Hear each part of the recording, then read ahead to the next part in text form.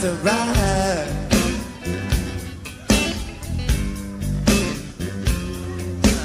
Where I wanna go, keep you satisfied.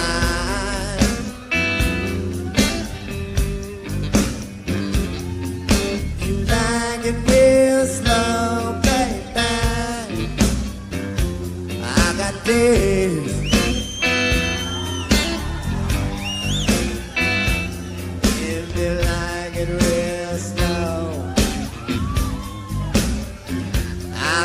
Days.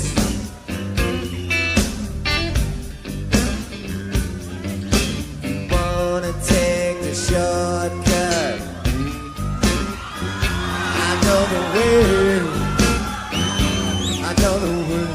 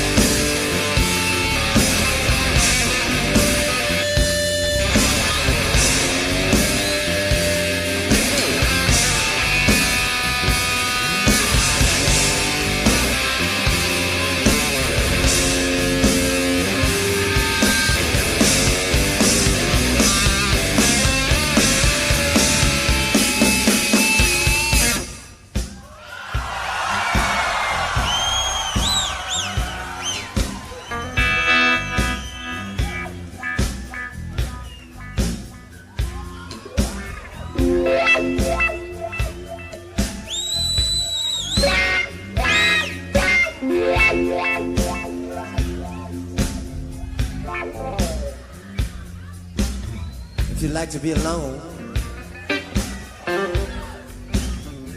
I like to watch.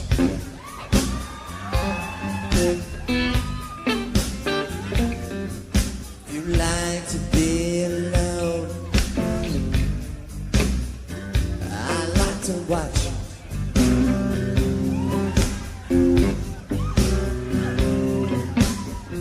If you want some good loving, baby, I'll give you all I got. All I got, all the one.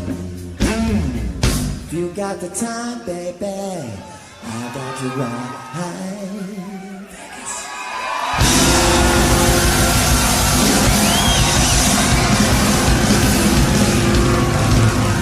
Vegas.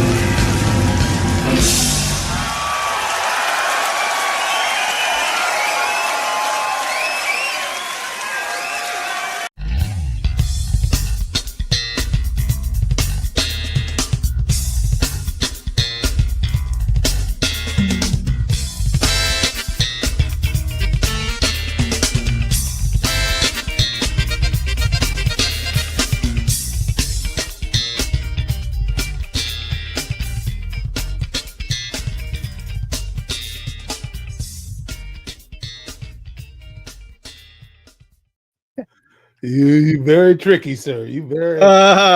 Ladies and gentlemen, welcome to Funkatopia Live WTF. I am your host, Mr. Christopher, and that was the man that you just saw jam, Mr. Michael Bland. Took me back, man. Oh Lord. Oh my goodness. Yeah. So we're gonna be talking a little bit about releases tonight. And talking about albums and videos and whatnot. And the same company that did the treatment on Glam Slam is the same company that did the treatment on that little video clip that you have, but that video as an entirety is still yet to be released. It's just kind of just been sitting there, but that clip just started floating around. Shout out to Baron 3121. Happened to see that and was like, oh, okay, all right then. All right, there you go. You're talking about the Sacrifice of Victor, the Bagley's Warehouse show. Yeah, I'm surprised that one never really. A lot of people don't know about it still, even. You know? Well, it has that treatment now, and so now it's been kind of it. That's the reason why it looked as crisp and stuff as it did. So it's. So you saying that there's something on the horizon? Yeah, not. Officially, we're going to talk about this. Not officially, unofficially. In other words, do we get the ticker moving? Yeah, we got the. Yeah, that's right. We got to get that ticker going. We got to start with that. Yeah, we should have started with that. Funkatopia Live is not endorsed or affiliated with Prince, Paisley Park, or the Prince Estate. All commentary here is just us talking. It's all rumor and conjecture, unless you hear otherwise from an official source. It's just us, just talking and also every now and then, I'll share clips like that I kind of we discover online or that was sent to me and whatnot. And Prince never had an issue with that. He had an issue with it being packaged and resold, and he wants people to see stuff, but in the same note, he's not a huge fan of bootleggers, and that obviously is not a bootleg. That is that's something that exists.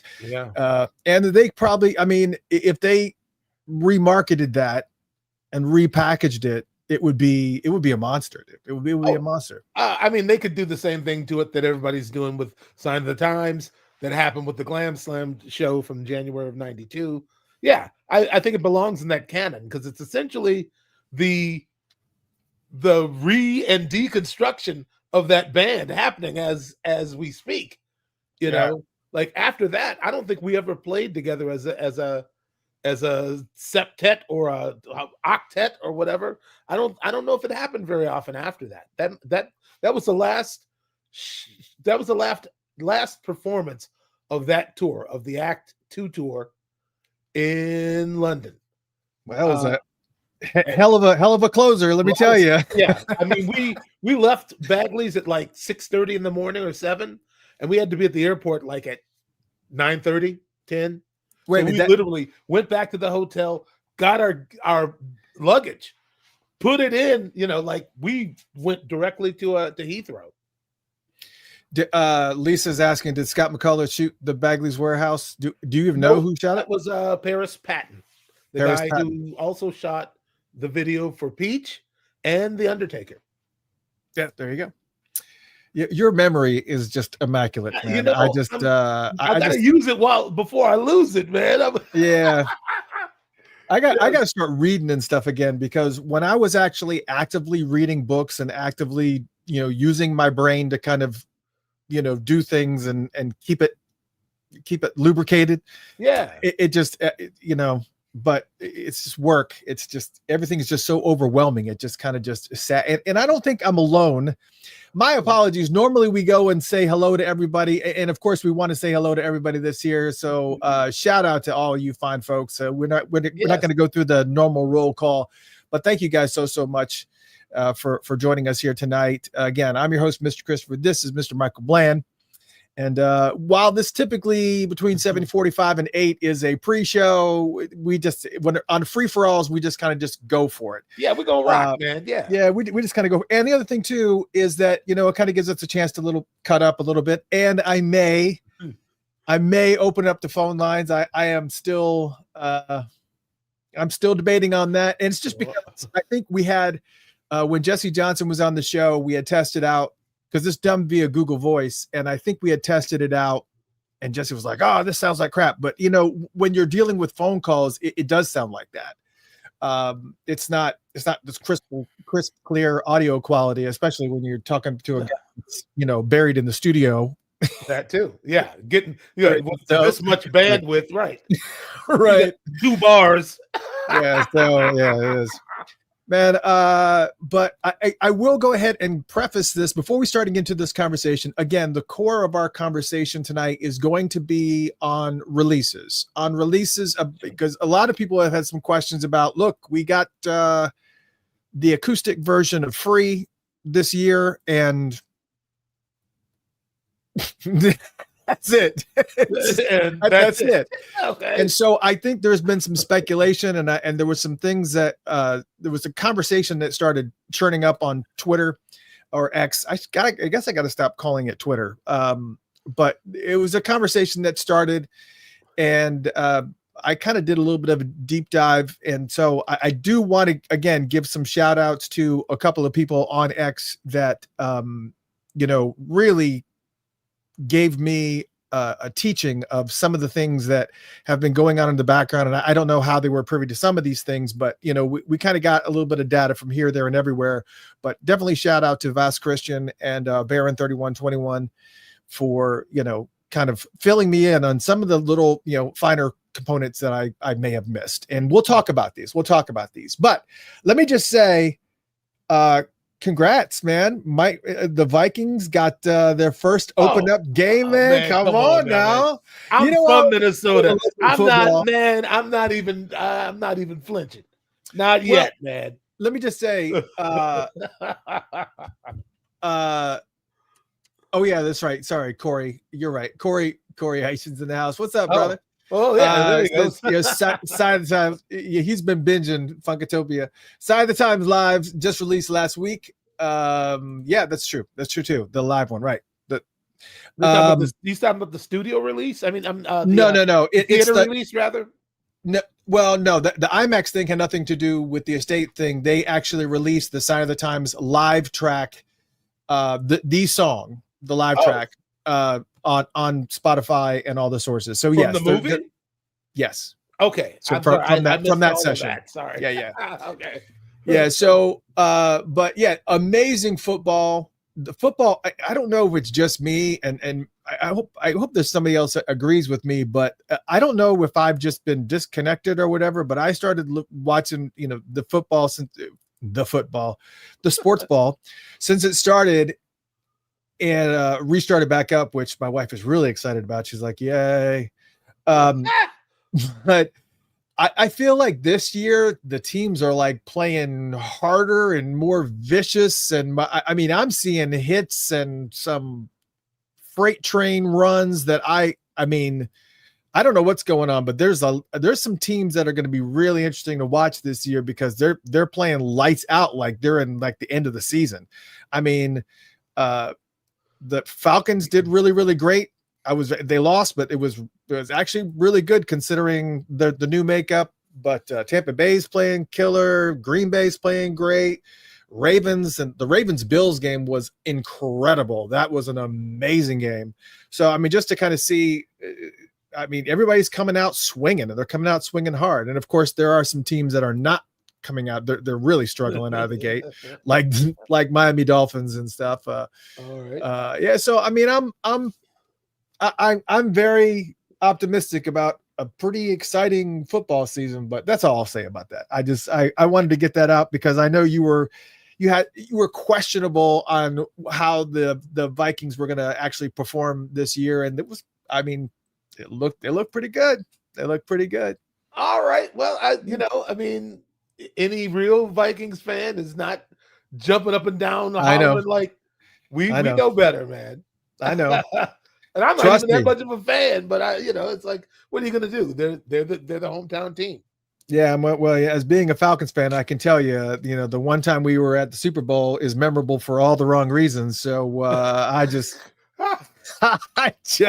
Well, I've just learned to kind I of say- accept things, and yeah, let's we can leave this. We can go to the next subject. yeah, let's do that. Cheers. Cheers. Yeah, let me just say, it's been a really interesting week. It's been I actually got out thank you to all the Patreon supporters for having a lot of patience. I did actually, those bags that I was showcasing last show, all of them are out. So literally I sent everything out today. I took a picture of all the packages that I had sent out, all the individual, even the other folks. I sent out these IMAX cards to people who may not have gotten one. Mm-hmm. So for all you Patreon supporters, I all that stuff was sent out today. So I hope you guys enjoy it. Let me know that you got it, or let me know that you didn't get it. But you know, it's pretty awesome. I mean, it was like one of these things that was like hanging over me, because I would like to get things out to the Patreon supporters, but it's like, sure. It's such an it's like doing taxes. It's like, you know, it's because you're sitting down and it's just like so many addresses and things, and people saying, oh, my address has changed, and you're like updating this and it's a lot. It's just a lot. I hear you. So I get it, man.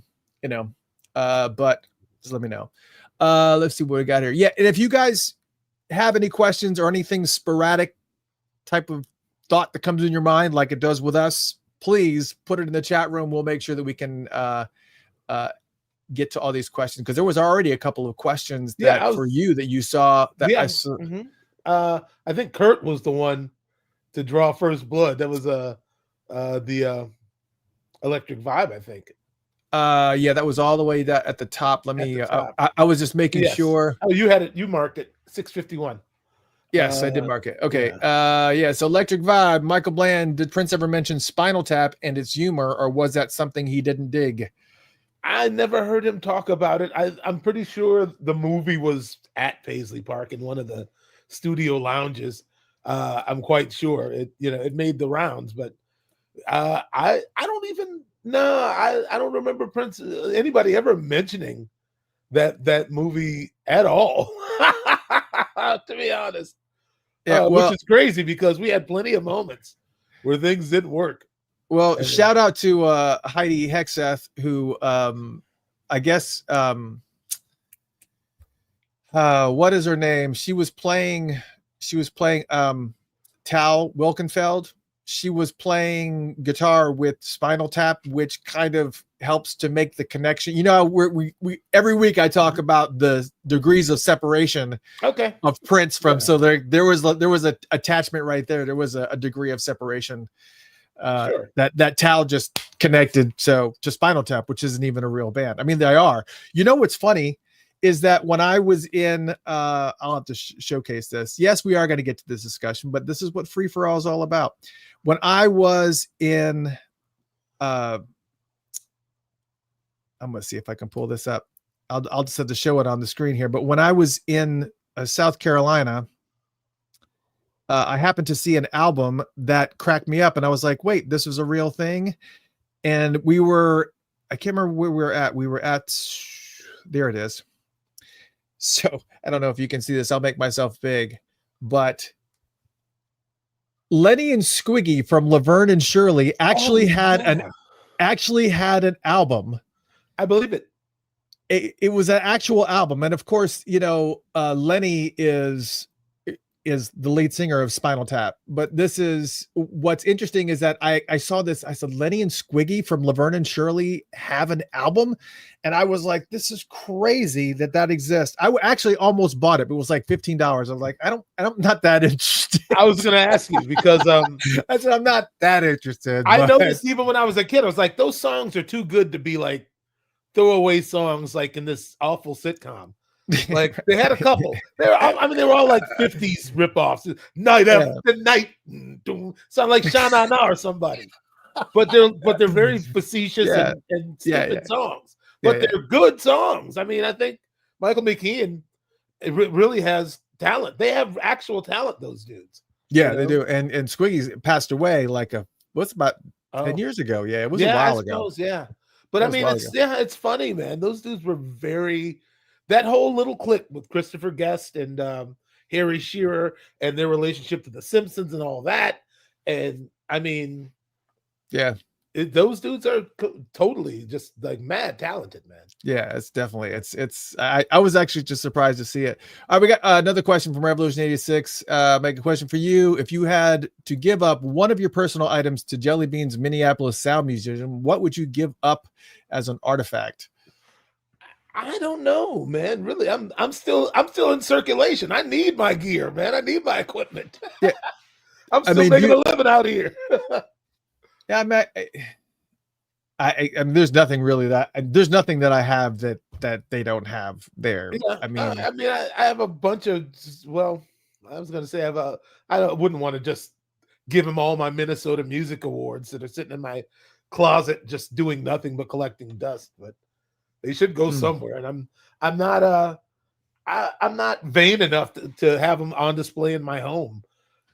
You know, the gold records, I have a few hanging upstairs, but it's not really my style. I would donate any of that, but you know, I don't know. We didn't get to keep a lot of that stuff. I mean, I don't think I have any. I might have one hat in this closet somewhere, but a lot of the clothing was damaged with 1 hour Martinizing in I remember in you Sydney, Australia. That sucks. Yeah. It's just like that we were working in that gear, so feeling like I'm not getting enough light. I feel like my screen is darker, but that's okay. It's all right. It does actually look a little darker to me too. Yeah, it's all right. Andrew says he's going to be in Atlanta this weekend. What's going on? Maybe we can meet up and jam a little bit. Jam with you, man. Well, I don't know. I'm trying to stay available because a lot of people don't know this, but 9/11 is this Thursday, and my wife and I were married on 9/11 in 1999. Okay, 2 years before the attacks happened on New York City. And then, if that's not enough, 3 years later, my wife went into labor with my daughter, Jolie, on 9/11. So 9/11 is not only my wedding anniversary, it'll be the 26th wedding anniversary this Thursday, but also my daughter's 23rd birthday this Thursday. So I don't know if any of that stuff is going to kind of reach its always got to stay available that week for sure. Yeah. This week. So but reach out to me, Andrew, funkatopia@gmail.com. Reach out to me and let me know where you're going to be or what area of the world you're going to be in. And maybe we can. I mean, I love connecting with Funkatopians, man, all day long, every day. What have I missed here? There's a lot of stuff. We already answered that question, but I've been seeing so many funny videos. Have you been watching some of these AI videos where they take like famous skits or famous pieces of shows and they babyize them? So it's like they kind of got babies. I've seen it. Yeah. Some of these are just hilarious. Yeah, some of them are hilarious. Here, let me just share one that's a minute and a half long, just for laughs, just so we can kind of segue. Just for laughs, let's enjoy one from Martin of all places. Check this out. You gave Myra a perm without neutralizer. I forgot. Myra. Oh, am I almost done, Shanae? I got to get home and season my gizzards. Oh, Myra, girl, you come here all the time. You love it here because your day they do the head on it. Mm-hmm. Oh, Myra. Oh, Myra. Oh. Oh, my God. What is it?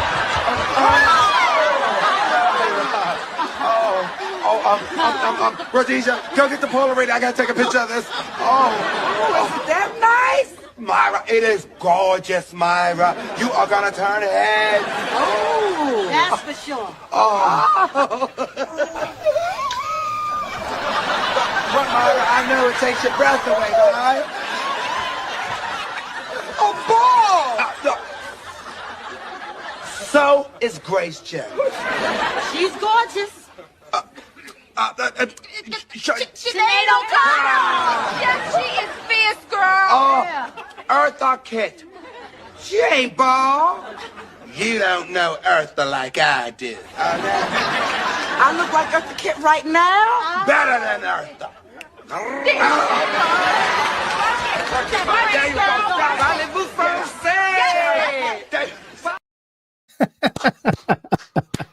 Wow, man. They are getting really good. They're getting really, really funny. So I mean, it's just I saw that. I mean, it's just the recycling of I know the culture is crazy to me, man. Are we really at that point? Even it doesn't matter whether you're ready or not. It's here. It's I guess it's happening. It's like the first time I turned the oldie station on and I heard 1999. I was like, wait a minute. Mm-hmm. Like, yeah, I know. Who told me? Yeah, I didn't know that song was an oldie. Yeah. Oh, yeah, I know. Still bumping it at the house. I always think what's funny to me is that some of these things, I don't know. Some of these things are just too much. Some of them are just too much. So, anyways, I agree. Anyways, let's get into it. We'll get into the discussion. Just so you know, next week we will be off.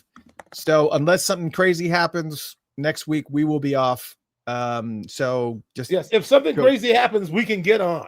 Actually, right. I mean, if something something goes over, I guess. Electric Vibe had another question, but we'll start some of these questions and we'll answer them at the end of the show. All right. So tonight we're going to have a little bit of discussion, and I really, when we set the free for all, really didn't have too much of a topic. I think we don't need no topic. I got about 8 or 9 things I could beef about off the dome. Right. I know. I know. Oh, if you got beefs, we can go there. But here's the thing. I really wanted to talk about releases here for a second because there's a lot of activity that's going on X about essentially what happened is, and we'll just talk about it. There was somebody had started a discussion that I'm paraphrasing, and I won't say who it was, but they were saying, I can't believe the estate canceled the box set for this album. Are you familiar with this album, Michael? Yes, it's somewhat. Yeah. So they decided they're not putting it out now. Well, here's the thing. I didn't even know that there was a box set that was apparently in discussion for this album at all. So, of course, my feedback on this, for those that are wondering, or you're listening to this on audio, Spotify, iHeartRadio, Odyssey, whatever, it is a Symbol album. And there was some discussion online about that the estate has made a decision to cancel the Symbol album. Now, before you get all upset towards the estate, I don't recall them ever saying that this was going to be a box set in the first place. Now, not that it couldn't be, and I'm absolutely positively could be. And when I asked the original poster, I said, I don't recall them. I will tell you what I have heard them say was coming, but that was never one of them. So, and that was my primary concern, was that, we kind of start this diatribe. We kind of start these conversations about, the estate didn't do this and the estate didn't do that. And the problem that occurs when that happens is that you start to get a bunch of people really, really upset and get them all riled up. Mm-hmm. And when they get riled up like that, when the core piece of information maybe wasn't true, because again, I never heard that there was going to be a box set. However, there was, and I do remember seeing this, and I have a picture of it just so you guys can see it. I do remember that this appeared on Reddit. It was, I guess, one of the at some point in time, the Symbol album was pressed as a remaster, as you can see here. All the the sticker matches up. Apparently, somebody did a deep dive and did some research on the numbering convention that they saw on the UPC. Everything really here looks really legit, and if you do a little bit of it looks like a legit product that was pressed. And of course, if you do a zoom in on the backside of the remastering of this album, you'll see that it's essentially a remastering of the album. And then they've included two other, well, I guess another vinyl, I guess. I don't know how many vinyls were in this. I guess 4. Yeah, 4. Yeah. You'll see that it's singles, mixes, and other remasters, which is basically you have the album itself, and then you on the 3 and 4 you have Sexy MF, the clean version. Okay. Oh, that's You Sexy Mother. That one. Is that what it is? Well, first time we heard that, we didn't know what was going on, man. Yeah. So, anyways, so and then you have Sexy Mother, and then a few different versions of My Name Is Prince. Not 1, not 2, not 3, but 4 different versions of My Name Is Prince. Also, To Whom It May Concern, and then a couple, 3 versions of 7, an After 6 version, an acoustic version, and then Mix's long version, and then a couple of Damn Yous, and then the radio version of Peach. So, all right. So again, while it's pretty obvious, and of course it has the Estate logo on it in the corner, it has the MPG Records logo on it. So it did exist. It did exist. It does not mean, here's my take. It does not mean that it has been canceled. I think what typically happens is they kind of make decisions about certain things. Sometimes there's we'll talk about this. Sometimes there's legal things and other things that you were not aware of that is going on in the background that kind of causes, these people to get into a tizzy.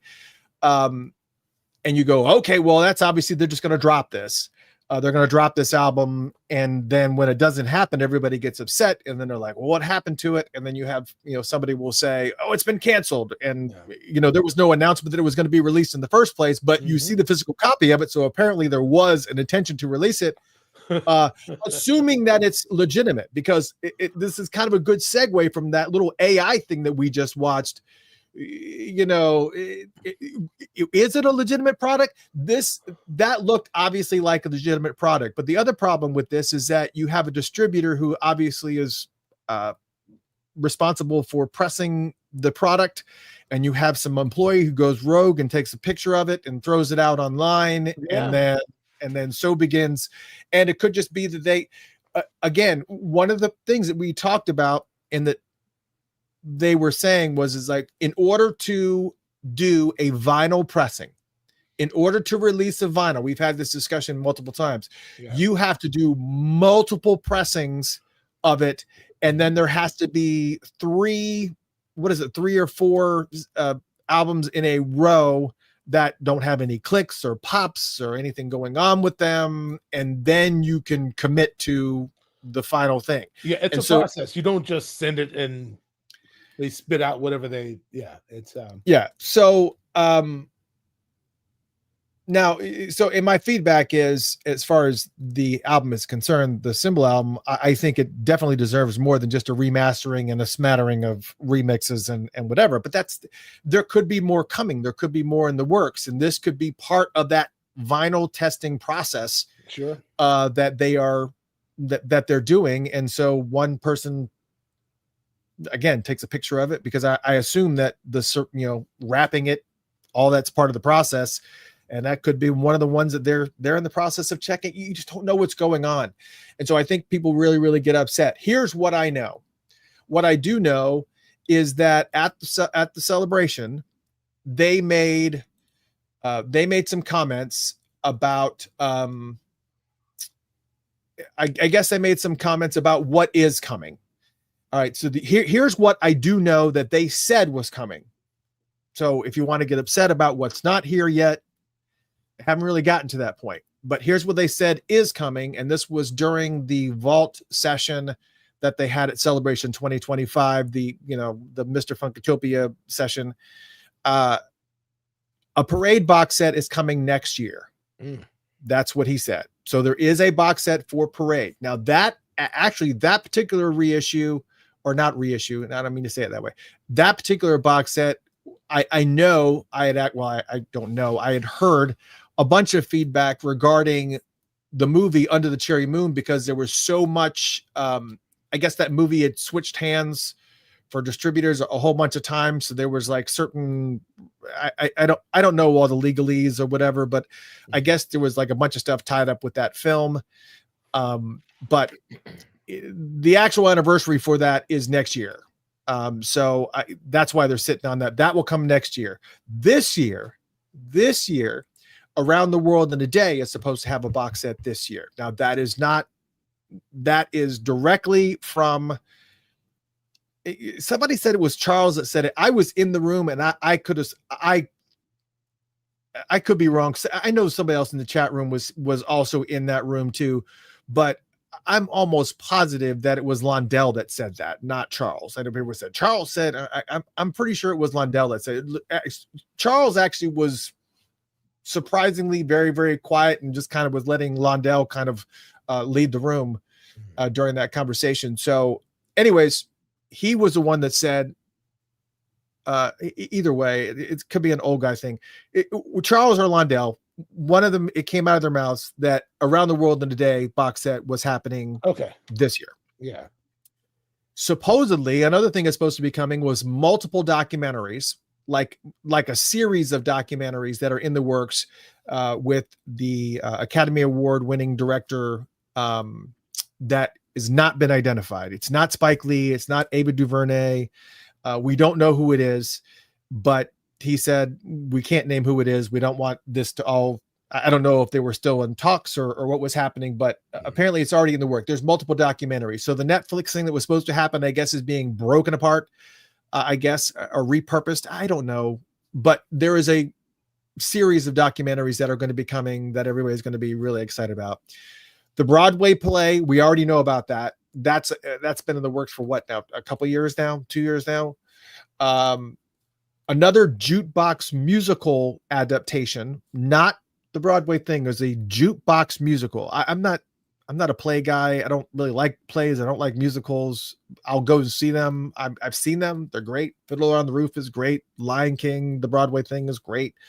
But this is a jukebox musical, which essentially is kind of, it's more of like a play that's primarily a musical, where it's more focused on the songs and kind of stringing it together in a loose story of whatnot, which is fine. But it's a musical adaptation of Purple Rain with involvement by Ryan Coogler, who Black Panther 2, Sinners, Fruitvale Station, Creed, all that stuff.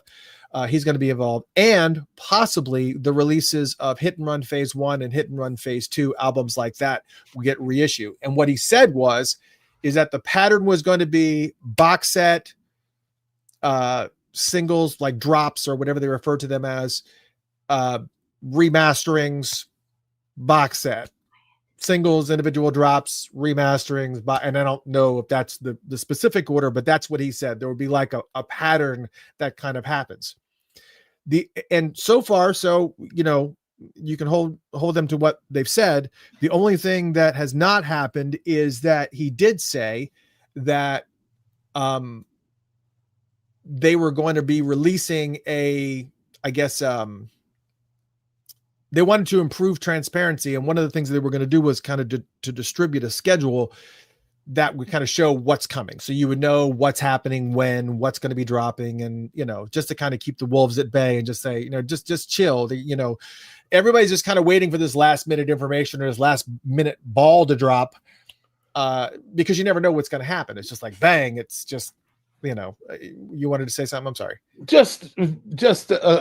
I had to mute my mic for a second because my wife came down and said, "What's wrong? You're so quiet." I said, he's talking. That's because Chris won't shut up. She's used to me. Blah, blah, blah, blah, blah, blah, blah, blah, blah. You One okay? moment where we're focused, I'm letting you talk. I know. You That's think right. something's happened down here. I had a conniption or something. No, My manifold busted. Well, I am curious. I mean, I was going to say this. Go ahead. Here's the problem with making your promises public is that when you don't deliver, that's some egg on your face, man. I get it. It's like and especially I've just noticed that it seems like in this day and age and right now, it's like people make a lot of plans and it just switches at the last minute. Like, is there so much random cross? Yeah. You know what I mean? It's like it's hard to rely on almost anything at this point because so many setbacks, so many ways you can get tripped up. I don't know, man. It's just like just the hassle I'm having just getting my dates down with Revelation even. It's like I had a certain dates I was working towards. All of a sudden they've switched. I feel like right now everything is not the word is not it's not incontinent, but it's inconsistent. Somehow I guess I'm just saying I understand not trying to call it from here and saying by this date we'll have this and that, and it's a weird time, man. I don't know. Yeah, and here's the thing. I see Rodney. I see you in the house, brother. How are you? First question that Rodney asked was what is the date on the back of the the date on the back of it shows multiple copyright dates. Actually, it says 1991, 92, 93, and then it says 2023. So this is actually, and if I go back, and you can actually see it right there. Well, if you can see it, that you could probably have to make it bigger, but it's 2023 is what's on there. It's got a few years on there. So I guess it has the original copyrights and then whatever may be different for 2023 that's indicated here. So This was something that was supposed to happen, I guess, a couple of years ago, but then now somebody has started this conversation that the state's canceling things. Well, again, here we go. We talked about this, and Rodney, I saw your other comment too. They never said this was coming. So the fact that, but because people saw that it existed out there in the ether, is just like, see, you're getting upset about something they never said what you were going to get in the first place. Yes, there's a part of the process that's happening in the background, and I get it. I realize it's upset, and I think what's kind of aggravating. Again, we have had 2 singles released this year, and that's it. And I also want to, before we start to get carried away on, because I'm going to keep on saying the estate just because it's easier to say, and I want to make sure we kind of clarify a couple of things. I really need to keep this scroll going. Again, for those of you just joining us, you do. We are not endorsed or affiliated by anything that is involved. Yeah, they don't care about us. Prince Paisley Park or Prince Estate. No money changes hands. No words get spoken. Yeah, so. Right. But I want to make sure that we kind of understand these things too. When I say the estate, I'm talking about them now, but a lot of the stuff that happened with some of these failings and some of these weird things that occurred,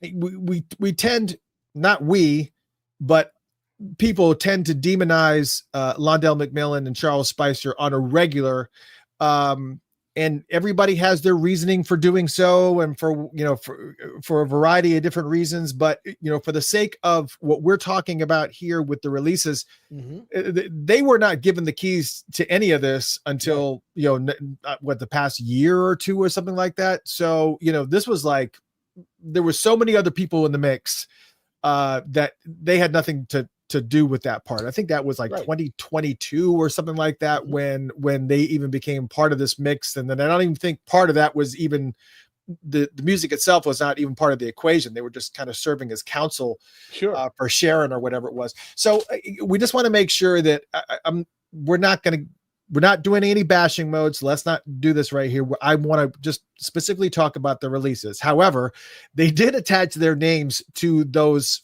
things that they quote unquote committed to regarding basically the Around the World in a Day box set and the Parade box set and the singles and remasterings and that's the biggest issue that I have is with the checklist, or not the checklist, the timeline that they said that they were going to release in order to kind of maintain a little bit of transparency. That hasn't happened. But the other thing too was on the flip side of this, on the estate side, they're probably saying, man, the second that we put one of these schedules out and we miss a target date, you was going to eat us alive. We're already chewing on them for stuff they didn't even promise. So I mean, I know it's Prince fans know how they are. Yeah, they know how they are, man. The diehards. They want it all right now. Stop playing with me. Don't play in my face, man. Come on, estate. I know you got it. Let's have it. And, they feel like, I mean, it's almost a sense of entitlement. I get the vibe of sometimes, with some of these people when I encounter them, in real life. It's like, well, it's just like with this one here. This one, I just kind of messed it up with this one here. For instance, the Diamonds and Pearls box set, which is a beautiful box set, very, very beautifully done, by the way. And I can't even imagine and that's the other thing too, is that the amount of work that goes into making sure that all this is right. And then on top of that, checking and cross-checking and doing all the vinyl things and getting together all the photography and all this stuff. Mm-hmm. I mean, and all the legal stuff, like, all the legalities. It's a lot. It takes a lot, man. I realize that is a lot, but this was supposed to drop, and this one is the super deluxe edition. So this still got the hype sticker. It just accidentally slid off. I'm gonna have to do a gummy to put this back on. But 7 CDs. You gotta focus. This had 7 CDs and a Blu-ray. It's what's in there, and then of course you had the book and everything else. Beautiful, beautiful thing. But here's the thing. That was originally, what did I have in my notes? That was supposed to be an anniversary release. It was supposed to drop on October 1st, and it got delayed only by a couple of weeks later. But even in that 2-week window, and that was because of the fact that the marketing or promotion that they were doing, that they kept putting it out, was just kept on pumping that date of October 1st. And then when October 1st didn't happen, people just went haywire. Yeah. So here's the thing. It's for them.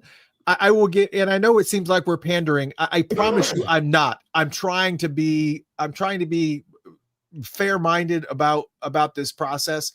But for them, it's got to be damned if you do, damned if you don't. But here's the thing, though. When you're pandering, but when nothing is happening, it's better that you do something. I mean, again, we've already talked about this. The only things that have happened this year is the acoustic version of Free that was released in June of 2025. That happened during the celebration. And then, of course, as Corey mentioned, the Sign of the Times live track clip from the film, I guess, that was done in Atmos and the whole thing. So if you have the capability to be able to hear that in all of its glory, that's out there too. But obviously you won't be able to hear. I don't think you can hear that kind of stuff on Spotify and things like that because it's all squashed. But anyways, I am a little bit confused though, because there are some other things that the other things that happen too, like, okay, now I know that they hate when I show this, but I'm going to do it friggin' anyways, just because the other comment that Rodney made was, well, we're not going to hit every anniversary. Understood. And so that's the reason why, actually, I'm not going to show this just yet. Let me talk about this for a second. Were you aware that Rhino, and I guess Rhino and Warner apparently released, and I'll share this screen. I'm sorry for those who are listening on audio, but I'm going to share a picture of it. Michael dropped off. It's okay. He'll come back in just a moment, but I want to share this screen of I guess a tab, because it's essentially Rhino. If I can get this screen to pop up, there it is. So this is an expanded edition 2LP 40th anniversary of the Times' first album. It's an expanded edition 2LP. It has one's red vinyl And then there's 2 albums. One's red vinyl and one is white vinyl. This is Rhino. This is a well-recognized label. Rhino. Everybody knows who Rhino is, and Warner, and they've kind of done this little thing. But it doesn't really have. But I think I saw the second LP has original single. There he is. I'll get Michael back in here real quick. Sorry, Michael, lost you there for a second. Yeah, it's okay. It's all right. So essentially what we're talking about was that Rhino released the expanded edition 2 LP of the 40th anniversary of the Times' first album. Has a red vinyl and a white vinyl, and it's the same track listing as on the one, and the other one has single edits of the 5 album songs with Cool in 2 parts on red and white vinyl. Now, okay, like many of you, if you want to be honest with yourself, I had no idea this even happened. Where was that? That was Rhino's website. I had no idea that even happened, that it even existed. That vinyl looks tight, man. Yeah, I mean it's pretty amazing. I thought it was great. But I didn't know it even existed. And so this is kind of where my confusion comes in a little bit. You got legacy recordings, which I guess is one side of things. You got individual distributors like Rhino who like to take old albums and remaster them or do something a little bit different with them, like they just did with the Time album. You've got Warner's who obviously puts their hands on things and whatnot. And the other thing that Rodney had said was we're gonna miss certain anniversaries, and this is for those that were at the celebration meeting when Londell was talking about we're not going to hit every single anniversary. If you weren't there, you just hear the audio of it, which you probably never will, because I don't think that meeting will ever be publicly available. But the whole time that he was doing it, he was like burning a hole in my socket. Just kind of like, I mean, it was like laser Somebody's eyes. got it on. Somebody's got the footage. Oh yeah, no, there were multiple cameras there, but he was just like, I was really uncomfortable. But he was referring to when he was saying we can't, of course they're going to be anniversaries. It's Prince. But he's referring to this slide right here. And I'm not showing this slide for any other reason other than to kind of show you some of the things that are happening. Around the World in a Day, 40th anniversary, that's supposed to come this year. 35th anniversary of Graffiti Bridge, 30th anniversary of Exodus, 30th anniversary of the Gold Experience, 40th of the Family, 35th of the Time, and 40th of Sheila E.'s album. And then the other one that I had was for next year, but I'm not going to go through them all, but you have essentially anniversaries for Controversy, Parade, Diamonds and Pearls, Chaos and Disorder, Emancipation, Rainbow Children, and 3121. All of which are experiencing those 45th for Controversy, 40th for, so these are all anniversaries that are happening. I realize that you guys aren't going to be able to hit anniversaries, but this is also kind of goes to speak to the Rhino thing, that if Rhino can do a distribution of an album for the 40th anniversary of the Times' first album, couldn't they also take some of the weight off the estate to maybe do some releases for the Sheila E. album and for the Family's album? Couldn't there be some type of arrangement to go, okay, can you take the heat off of some of these things so we don't miss these substantial anniversaries? I don't know how all that works, but does the state have to have their stamp on everything? Because I don't think they really had their hand on the situation with the Time. And to kind of speak to that, and I'm going to let you talk, I'm going to shut up for a second, is that Morris Day actually commented on that Time anniversary on his Instagram. The original post said, so apparently Rhino Records, a division of Warner Music, is reissuing the Time 1981 debut LP celebrating 40 years. Interesting enough, no one from Rhino or Warner Music thought it was a good idea to reach out to me or any of the fellows regarding this reissue. I got a serious problem with that. Let's see how this plays out. And then, I don't know how long ago, how much later it was, but he deleted that. That's the power of the internet. He deleted that, and then he reposted this, and it says, "The power of the people. Thank you all for your love and support. Rhino Records, Warner Records reached out to both myself and manager this afternoon and vowed to make the situation regarding the Times 40th anniversary album reissue right. I was very pleased with the call. Stay tuned." So this kind of just goes to say there's different people with different pull, different capabilities as far as releasing this, that, or the other. And I don't know who holds the keys to which albums and whatnot, but it seems like there's plenty of opportunity here to capitalize on some of these anniversaries. I understand. It feels like I'm driving home. You're missing anniversaries. That's not what I'm driving home. What I'm driving home is the vast amount of opportunities that there are to make bank. Well, I'm saying, I mean, there's that, but for the passionate diehard fans, we want some of these things. I just, anyway. Yeah. I don't even know if I have anything to put on that, man, really. Without, a real knowledge of the inner workings and, who's really making what happen. Like, why wasn't the estate involved? I understand that Warner has the rights to, I guess, the Time because they released the Time, but so were most of Prince's biggest albums were all through Warner. Mm-hmm. So why couldn't they do the same thing why couldn't Rhino do what the estate doesn't either have the resources to or the schedule to accommodate? Well, and here's the other flip side of that too, as far as like Rhino and things like that are concerned, is that release, that Time release looked pretty badass, but as far as content is concerned, I mean, you really have to love the album to dump $32 on vinyl. It's pretty much the same album. Doesn't really make any mention of any type of remastering necessarily that I remember seeing. Yeah, I don't remember seeing anything remastering. And then other than the fact that it's on red and white vinyl, and then to get single edits of songs, like, why would you want a shortened version of? Yes, exactly. First off, don't shorten any Time song. You kidding me? All that funk? Yeah, most all Times albums had 6 songs on them. That's right, for a reason.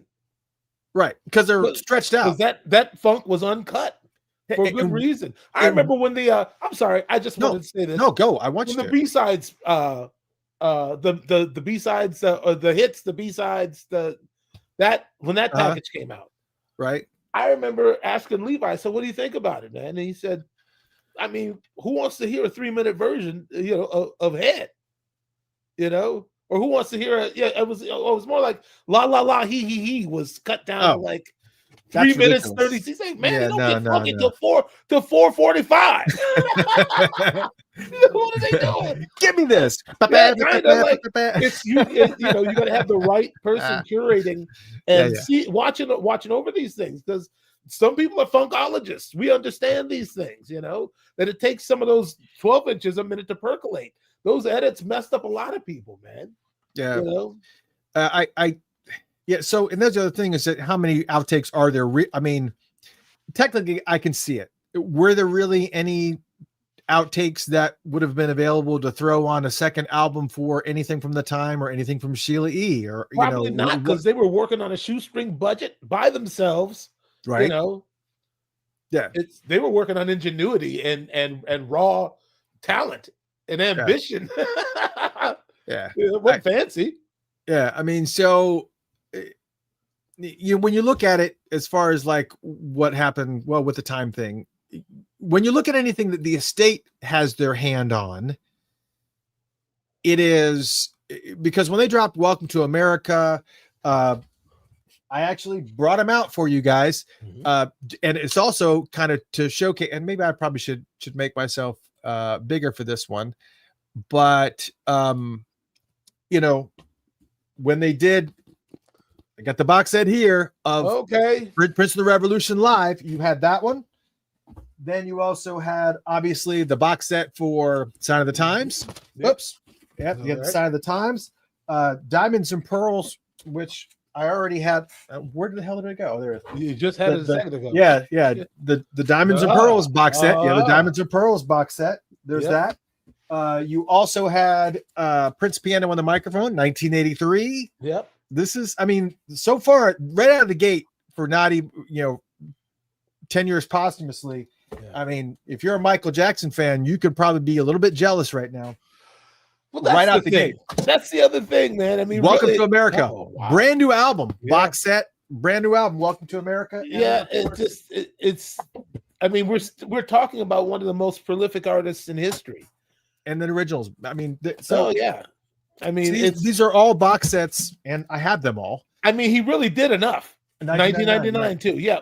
I've got it. It's got it over there. I got the CD version of that one. You can see that little shiny box right there. That's the 1999 box. It's over delivered just in the natural. You know what I mean? Right. It's like these people are fiending because they know what else is out there because they've been feverishly collecting bootlegs and whatnot since the mid 80s. Right. Exactly. They want so it's that fever pitch that's going on. You know, they know there's more out there, and it frustrates them. Well, but, I mean, the point of all that. I mean, he released almost an album a year through the entire 80s. And would have done more if Warner Brothers would have let him, and that was part of the contention. Well, yes. So there's that. So, and so again, when the estate has their hands on things, the actual estate is when you start getting product like this, and you start getting this. It's not just two vinyl little pressings that have edits that not really important. If you buy that Time Anniversary Edition from Rhino, the chances that you're going to stick that second vinyl on with edited versions of Cool or anything else is very, very improbable. And if you are, it's just maybe hear the sound quality of it once and it will never hit your turntable again. But when you get box sets, when the estate has their hands on things, and it's box sets like this that have huge, coffee table booklets. I mean, with DVDs of the show, the Glam. Yes. I mean. It's not like it's nothing. It's insane. That's right. And so when they start nitpicking about, there was a misspelling on this or a mistype on this, this, that, and the other, it's like, do you see how much stuff is in here? I would be shocked not to see something misspelled or I get it. I totally get it. So when the estate has their hands on things, this is what it looks like. When anybody else has it, it just kind of looks like it's a one-off or is a money grab. Which is which is more incentive to let them do what they can. Because they clearly are, they know what the standard is. They know what the standard's been set. Yeah. And only they can deliver it the way it needs to be delivered. So we have to be patient and we have to work with what's being given, Yeah. I mean, and again, as far as like the delays are concerned, we already talked about the vinyl process and everything that's involved in pressing vinyl. Vinyl is tricky, bro. Yeah, it's really, really tricky. But as Londell has told me before, there is so much going on in the background that we're just not aware of. For instance, I think I have a picture of this, the Gold Experience Record Store Day release on yellow vinyl. That was pretty awesome looking, but it got messed up. The release date got a little bit squashed because it was mixed up in that court case. I don't know if you guys remember this, but The Most Beautiful Girl in the World, Prince was sued for that song because there was those two, I guess, writers in, was it France? I think it was. I have their names, Bruno Berganzi and Michel. Yeah, I remember hearing about this. Yeah. So they sued him for plagiarism for The Most Beautiful Girl in the World. That they said was Italian. You're right. Right. Yeah. Italian. That it was heavily based on their song from 1983 called "Taking Me to Paradise." I think when this first happened, I remember listening to it and go, yeah, I definitely can see that. But it was underneath the name of Raynard J, Raynard J, and it wasn't just a fluke. They won the case. So, but because of all the legalities and everything, you know, you've got distribution things that can't happen here. It can't happen in Italy because it's not allowed to because of this, that, and the other. And there's like all this other stuff that's tied up in it. And as we were talking about before with Parade, with Under the Cherry Moon, you had all those different scenarios where things were all a mess. And now you also got the other thing that happened was when Jack White won that original pressing of Camille. Oh, sure.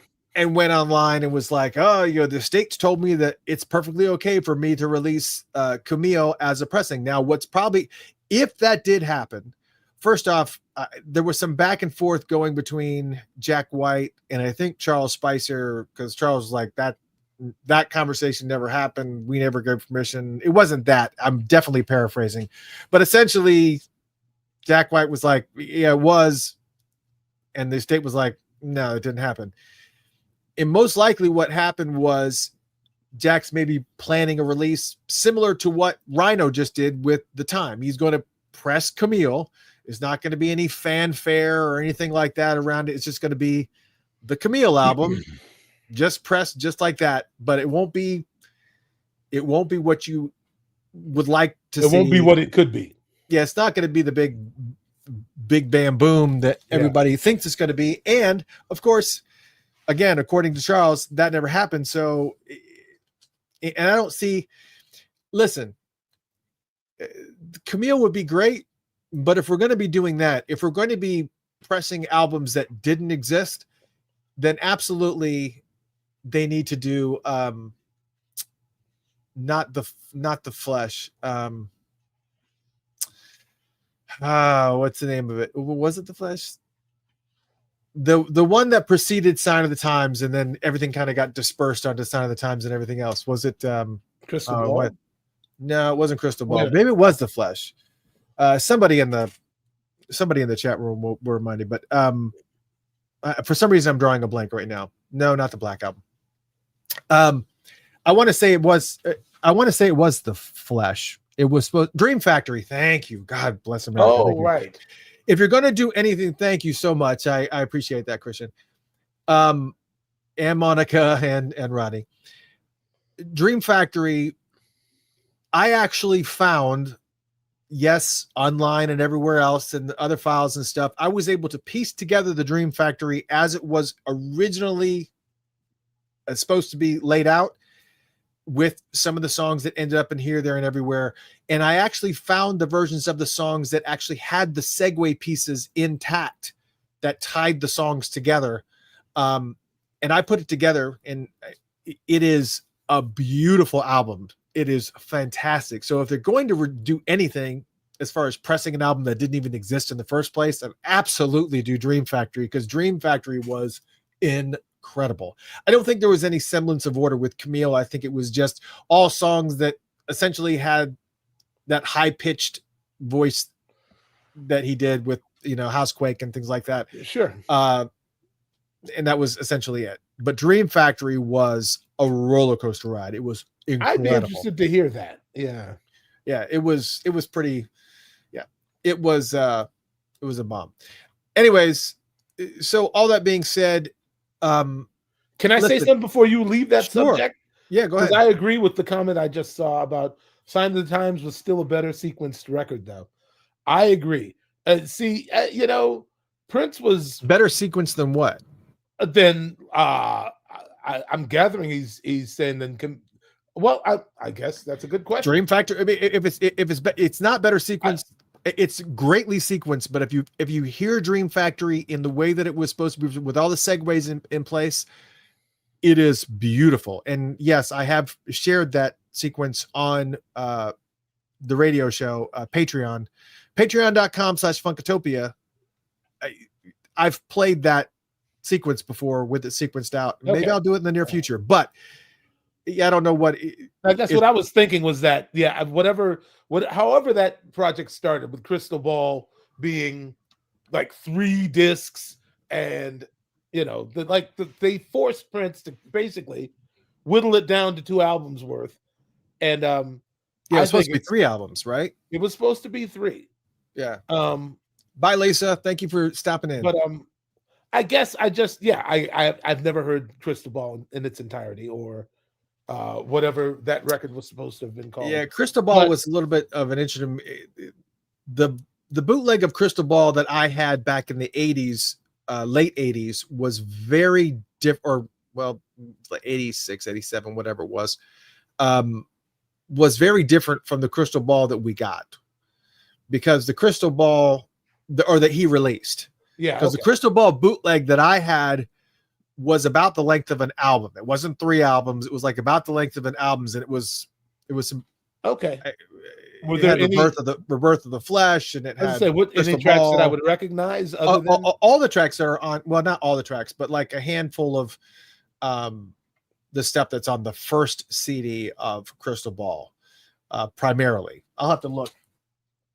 I'll have to look and see. But yeah, is that stuff that was on Sign of the Times or not? No. Okay. No. So Crystal Ball is completely other music. Yeah. So, no, there was just other songs, tons of other songs that had been written during that period. And Crystal Ball, I don't think was ever sequenced in any particular order, because it wasn't released until it was released. You know what I'm saying? It was not an abandoned project. It was just one of these things that was kind of being created between 84 and whenever it officially came out. Was it 89? I don't remember what year it was.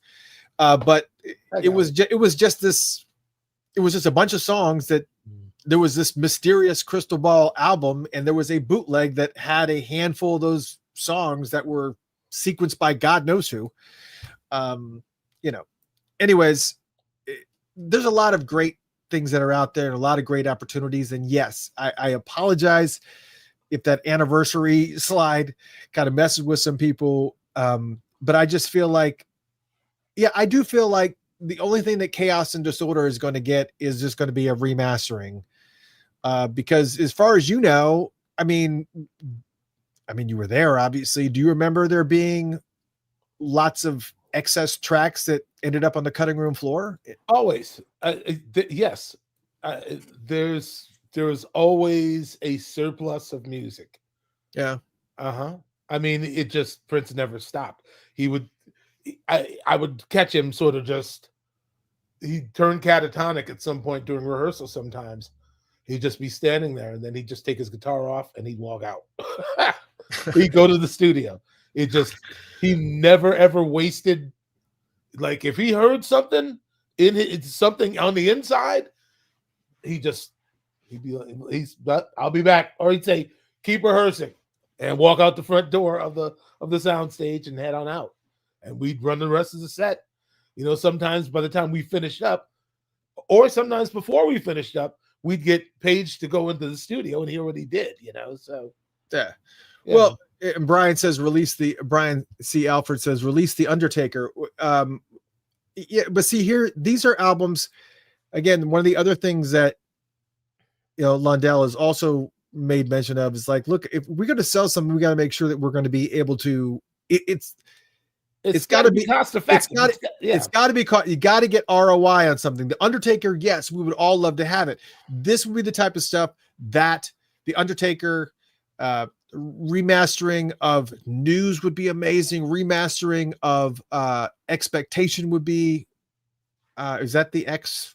That was the name of the album. All the songs beginning with X, and I think Expectation was the name of the album. I remember. But that was a great. I thought that was a fantastic album. But glaringly missing Xenophobia, obviously, which ended up on the One Night Alone box set. But still, Xenophobia would have been incredible there. I think it was just such a standout piece that you couldn't really. Oh, speaking of which, by the way, happy birthday today to the one and only John Blackwell. Oh, that's right. It's John Blackwell's birthday today. Happy heavenly birthday. Yeah, if we're going to talk about Xenophobia and that One Night Alone tour, you can't go without taking a moment to say happy birthday, John. Absolutely. So there's plenty of those albums that are fantastic and will be so great to get released and remastered and and maybe add a little bit of something that would entice somebody to go and buy it, because fans like us, we already have it. So what are you going to be doing other than doing some kind of colored vinyl? That's all good and dandy, but like to be able to have a little something if you're going to be doing something like that. But Chaos and Disorder, The Undertaker, other ones in that realm. The Sheila E. album is another, I don't know. Pandemonium. There's lots of stuff we probably do with Pandemonium. You could make a box set of Pandemonium. Sure. I would think that would warrant sales, because that was a really big album for them. So definitely, without a shadow of a doubt, Pandemonium warrants the box set. But there's some of those albums that I'm not saying doesn't warrant a box set because it wasn't good enough. I'm just saying there has to be a demand for it. Like it can't just be for the diehards. Yeah, it just can't. Yeah, it's got to make. And unfortunately, those are the only people who are visiting us. Which is fine. I mean, but I'm just saying, there's nobody to speak for Gen Pop. All these people are have a specific interest, Yeah. And there were some discussions also about, look, when they actually do some of these things, they're not paying attention to some of it. Like some of these remasterings and things. There's 2 remasterings that I actually saved, which is funny because you get these massive box sets that have pages and pages and pages of content, and there's not really much wrong. But then you do a reissue of Controversy, and on the inside of Controversy, the credits say that Lisa does the background vocals on Controversy, Ronnie Talked to Russia, and Get You Off. Well, Get You Off isn't a song; it's Jack You Off. So there's something that was wrong in the credits of Controversy. Again, shout out to Vast Christian for capturing this, but also on the reissue of Come, on the spine they had 1953 to 1993, and it's not. It was 1958, the year that he was born, to 1993, the year that he stopped using the name Prince. Mm-hmm. So it's supposed to say 1958 to 1993, but on the spine, on the front spine and the spine, it said 1953 instead of 1958. Yeah. but and so what's surprising is that there's with some of these remasterings that they're doing, and I don't know who's doing what, because this obviously has the Estate logo on it and the MPG Records logo on it, but it's surprising that you have these box sets that have so many pages of content, no mistakes, not even grammatical mistakes, but then you do these small things, which I guess there's less purview or there's less level of checking and quality control, that little things like that get by. But again, I don't envy the task of them having to do these releases, because of people that are able to identify little teeny tweaks and things like this. I would have never, I didn't get the reissue of Come, and I didn't get the reissue of Controversy, because I have them. I have them on. I don't have them on CD, but I do have them on vinyl. And the original vinyl, I don't need I just don't need it. I have it. Sure. And so I would have never, but even if I did buy it, I don't know that I would have ever seen. Now, obviously the spine thing, the front spine thing, I may have recognized that one day, but there was another one. What was the other thing? Oh, the record store, Sony did a reissue of The Truth on Record Store Day. And credited John Blackwell, Rhonda Smith, Renato Neto, Najee, and Greg Boyer as musicians on the song The Other Side of the Pillow, but that was just Prince on that version of the song. Those individuals were on the live version, which was not part of that release. Mm-hmm. And so I don't know that I would have. I mean, you really have to be almost borderline kind of like, I guess, a little bit on a witch hunt. Kind of like, I can't think of another term where you're like, you're getting the thing and you're just like looking and saying, all right, let me check to see who the original person is on this. Is this right? Is this right? It's like, whoever's catching these types of errors, they need to be on the QC because who does that? It's a lot of get you off. Maybe if you're looking at that and you're like, wait, that's not a song. I don't know. Would you have seen some little things like that? Probably not. Yeah, I don't know. No, that's what I'm saying. Is some of these people here? Oh yeah. I know. I get it. I get it. I don't know. I feel like there's just so much. Look, errors are going to happen. Mistakes are going to get by. Mistakes are going to happen all day long. It's just the reality of it. That's the real. That's the real subject of this discussion. I think so. I mean, well, it also explains a little bit why the estate kind of keeps things close to the collar because they're just like, it's like the second that we say something, you guys like go into overanalyzation. Yes. And I had said this about Facebook. It's like opening the door on a puppy cage. Wait a minute, well, where's the rest of it? Yeah, the second you say I've something. I've heard of this album. Now, when are they coming out with that? When you open up your mouth about a date, you're now committed to that date. When you open up, yes, anything you say, you are not. You're hardcore. You're thought of as the authority on that subject, and it's kind of just moving. Yeah. But there are so many. What was some of the things that I had? The last song on the Times second album. What time is it? I Don't Want to Lose You. At the end of that, where it just cuts and goes into I don't want to leave you. Yeah. Where it goes into that other song in the middle. For those who haven't listened to What Time Is It? Listen to I Don't Want to Leave You. And right towards the end of the song, it's like, what is it? The last 30 seconds or whatever it is. It just like changes songs in the middle of it. And that was like a huge mistake. Now, fast forward. Imagine if the estate released the equivalent of that now, people would lose their minds. But again, mistakes happen. Another thing, everybody's obviously familiar with Nasty Girl. Everybody's familiar with that song. Who isn't familiar with Nasty Girl? There is Brenda Bennett does the background vocal on Nasty Girl at the 4-minute and 5-second mark.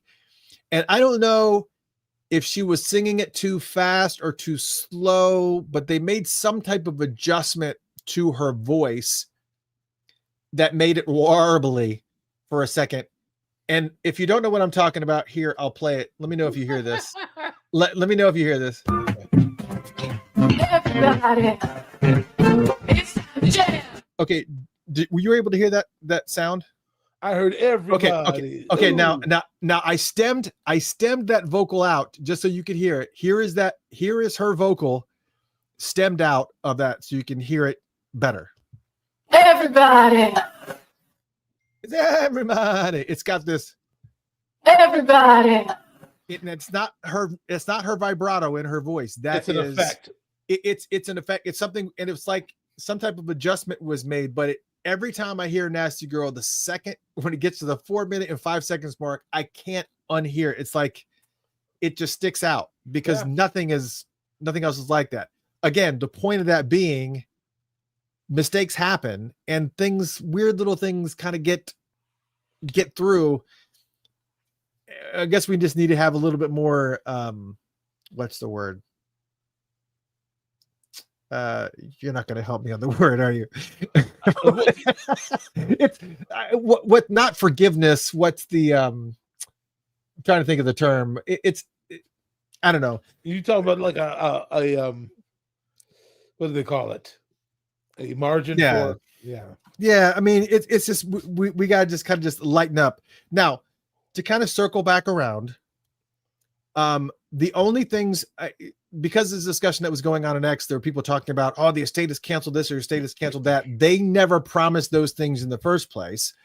I'm not swatting anybody on the hand because you saw it. We all saw it. We saw the image. We know that it existed. We saw the symbol album with the MPG logo and the estate logo, but those were obviously test pressings that did exist and were part of that vinyl recording process where you've got to do this, that, and the other. And it may be something that's coming down the pike. It doesn't mean it was canceled. It just means that something that is just kind of just sitting there. The only things that they have promised or not promise is not the right word, they said was coming. Around the World in a Day box set is supposed to happen this year. That is the biggest thing on the calendar, is Around the World in a Day box set. Now, if we get to the end of the year and that box set hasn't happened, that's part of the problem with saying some of that stuff out loud. The Parade box set, and this is because it's the 40th anniversary of Around the World in a Day this year. So that's the reason why Around the World in a Day really needs to happen this year in order to make sure that you're properly celebrating it.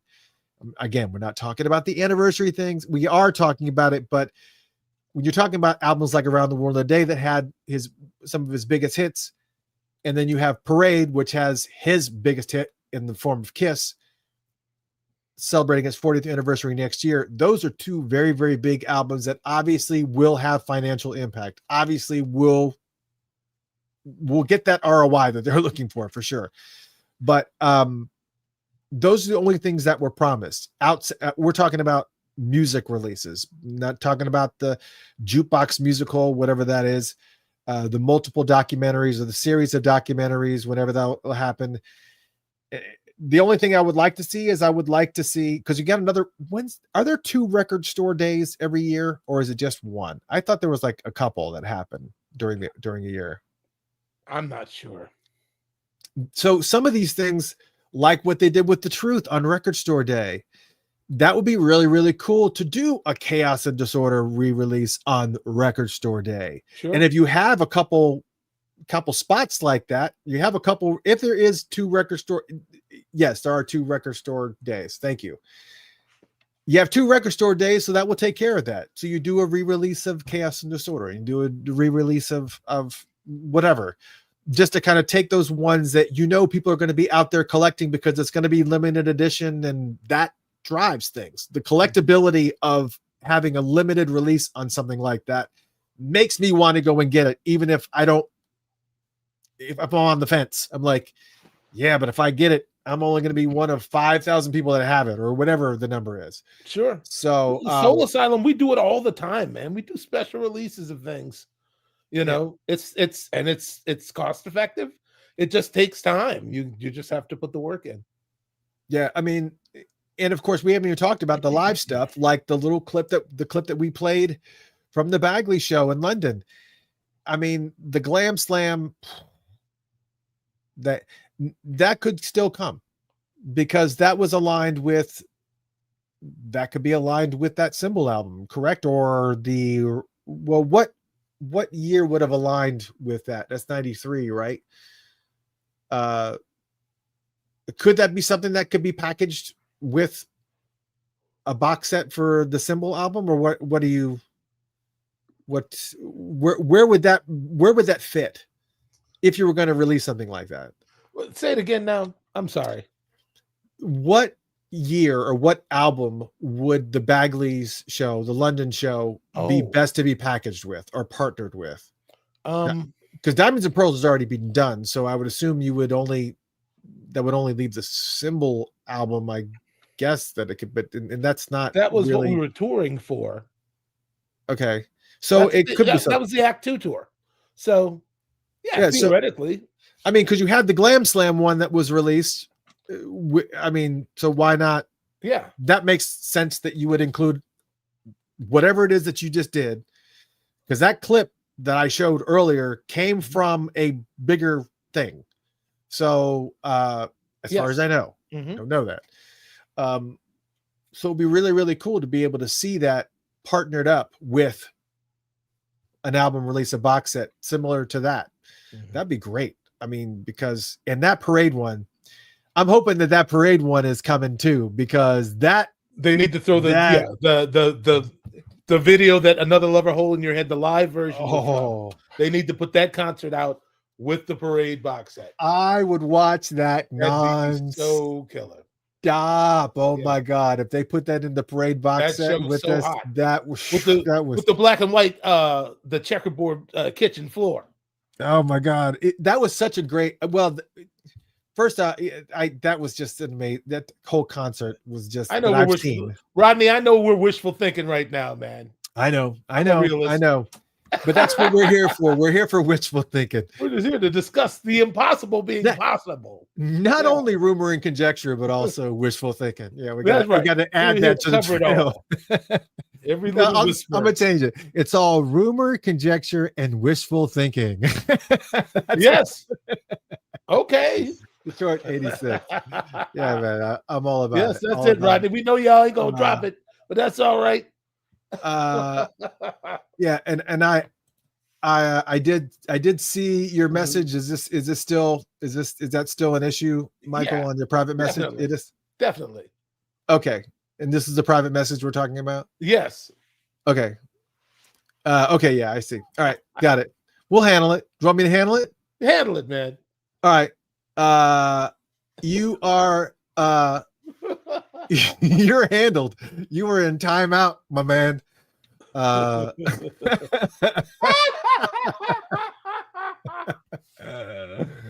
all right. Sorry, this is the behind the scenes. I'm tired, man. I'm exhausted watching that dude just blowing up the spot.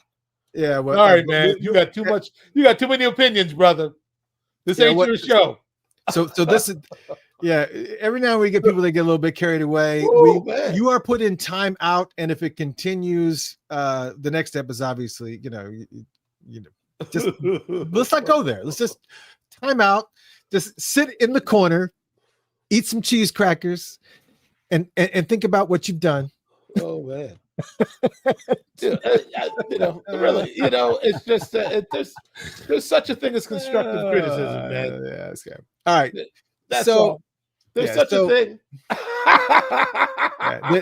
There is such a thing. Yes. Do you think should I do this or not do this?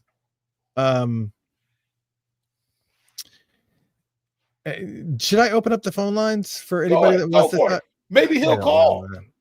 No, I wish it to get real ugly, real quick. I don't necessarily do that. All right. I don't know if it'll work or not, but we're gonna test it out. We call in, Rodney. I never heard your voice before. All right. Basically, if you have a question, call us live at 567-393-3865.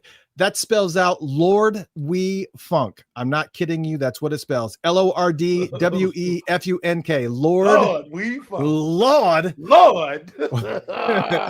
Yes. We Funk. The numbers are 567-393-3865. Again, 567-393-3865. If you want to call in, I will be. I think I may have to take. I don't know if I have to take off the. We're gonna see. I have part of this kind of on mute, a little bit, but I want to make sure because I don't like it when the phone actually rings while we're in the middle of a show. But I want to make sure that that's not going to affect me, the capability of me seeing some of these things. So, all right. So yeah, if you have any questions, I think we may be getting a call here from California. Let's pick this up. Let's see if can you hear that ringing? Yes. You can hear the ring? Okay. Welcome to Funkatopia Live. Who is on the line? Aaron. Hey, Aaron, how are you? Where are you calling from? I'm calling from California. Hey, nice. What can we do for you? I want to talk about the Prince album. Which one? There's a lot of them. The Symbol album. What I would like to go with it. Okay. I would like the full Bagley's Warehouse show. Yeah, that was the wishful thinking. We went down. We would love to have it, but it's kind of like what had happened, what it not. What other things would you like to see with the Symbol album along with that? I would the Act 2, maybe like the Germany show, like the last show, or one of the Act 2 shows. Any of those, like the full concert. Because so many people didn't get to see it because Act 1 was so different than Act 2. Yes, yeah, definitely. And most of the footage we really do have that's out there is Act 1. Yeah, so he's even more wishful thinking than we are, because he's talking about multiple live shows, which is that's a lot. Multiple live, because it's one thing when you're going to have the album remastered and maybe some outtakes and whatnot. And Michael is just like you said, there was always outtakes, so you're going to have that. We don't really care too much about the edits and the single remixing. I know there was like Thunder Ballet and weird things that, be sprinkled in and whatnot. Is that the right album? Maybe. But anyways, yeah, and live stuff would be great, but live concerts opens up a whole nother can of worms, because he recorded the videography wise, like every show that he did, right, Michael? I mean, yes, there was always a camera running. Some of them were multi-camera shoots.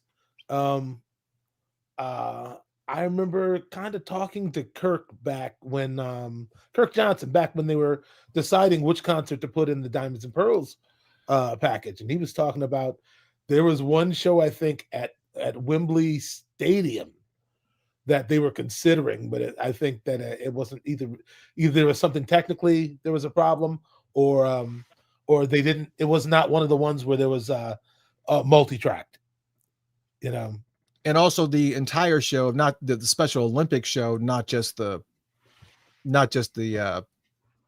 rehearsal session or whatever, the sound check. Just all we did was the Diamonds and Pearls and Baby I'm a Star. Okay. At that particular show. Well, Aaron, I appreciate it. Thank you so much for the call. It was Aaron, right? Yeah, thanks, Aaron. Yeah, I appreciate that. All right, we got that was it. Okay, right, brother.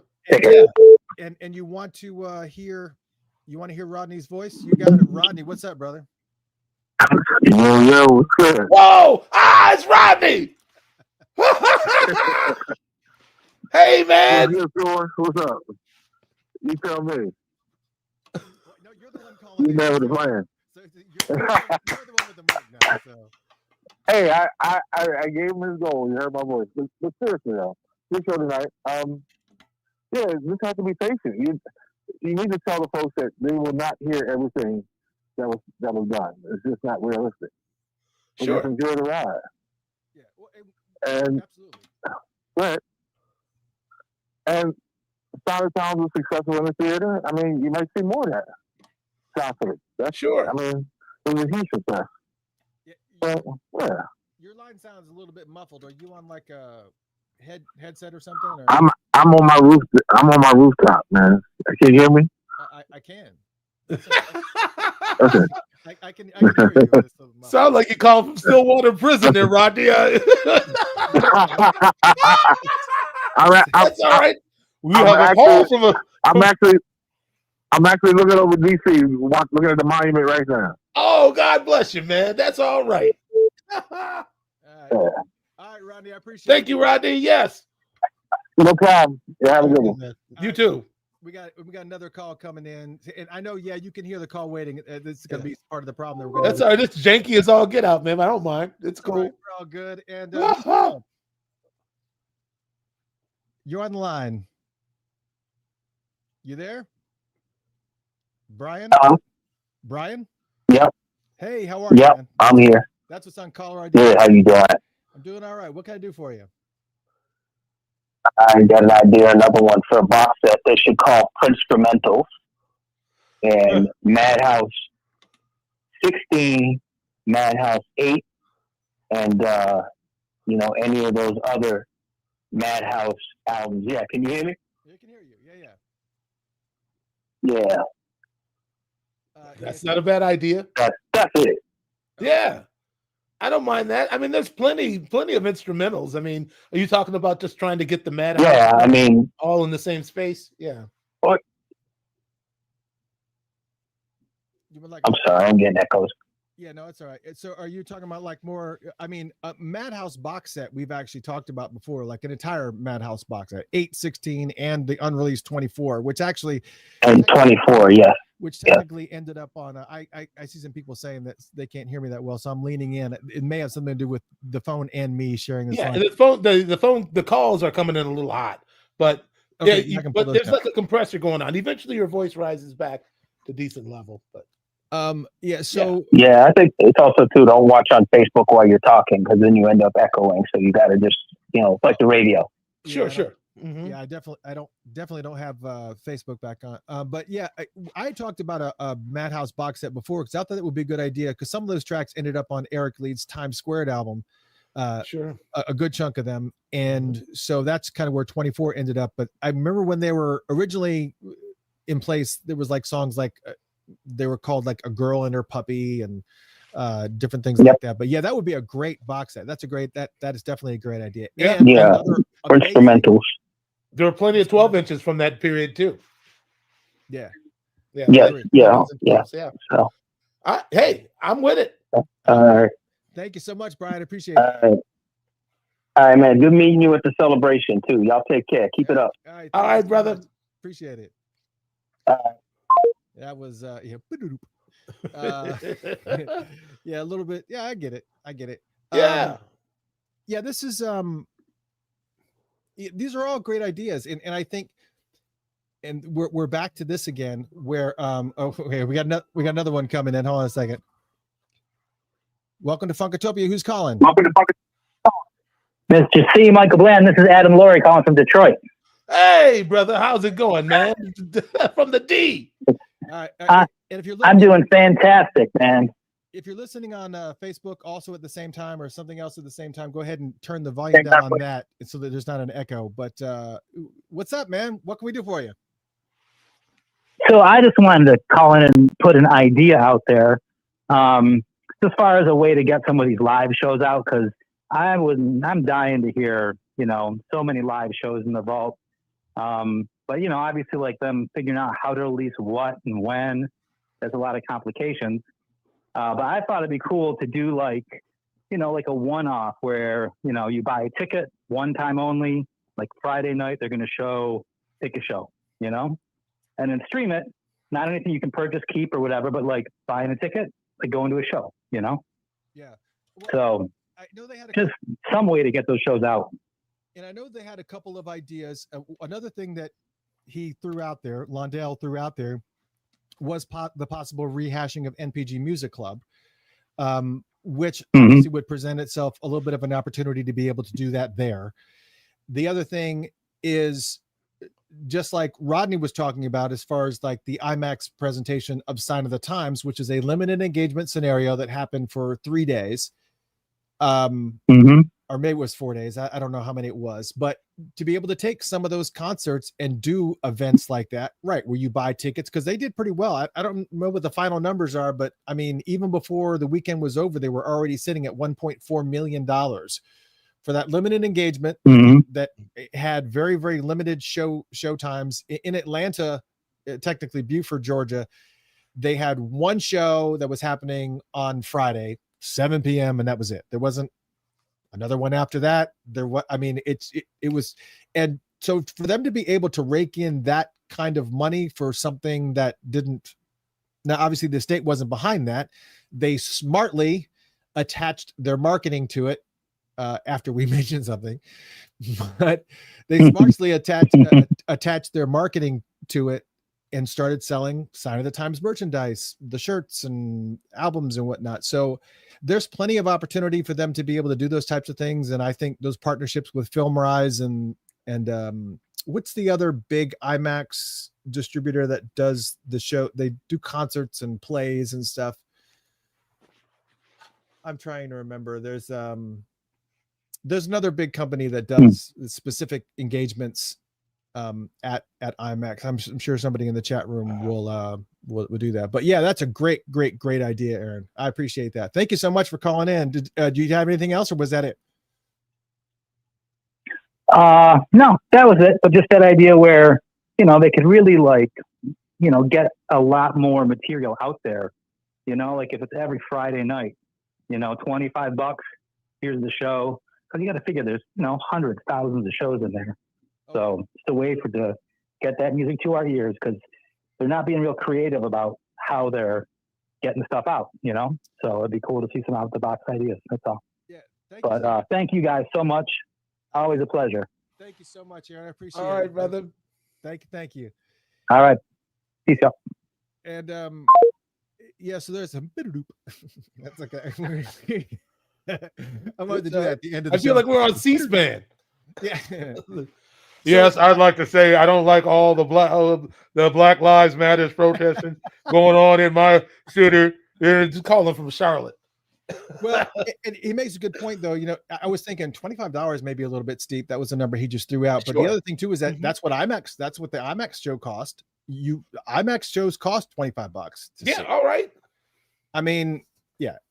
Look, we know that there's amazing concerts in the mix. We absolutely know that. And there's so much to play. I mean, so much to play.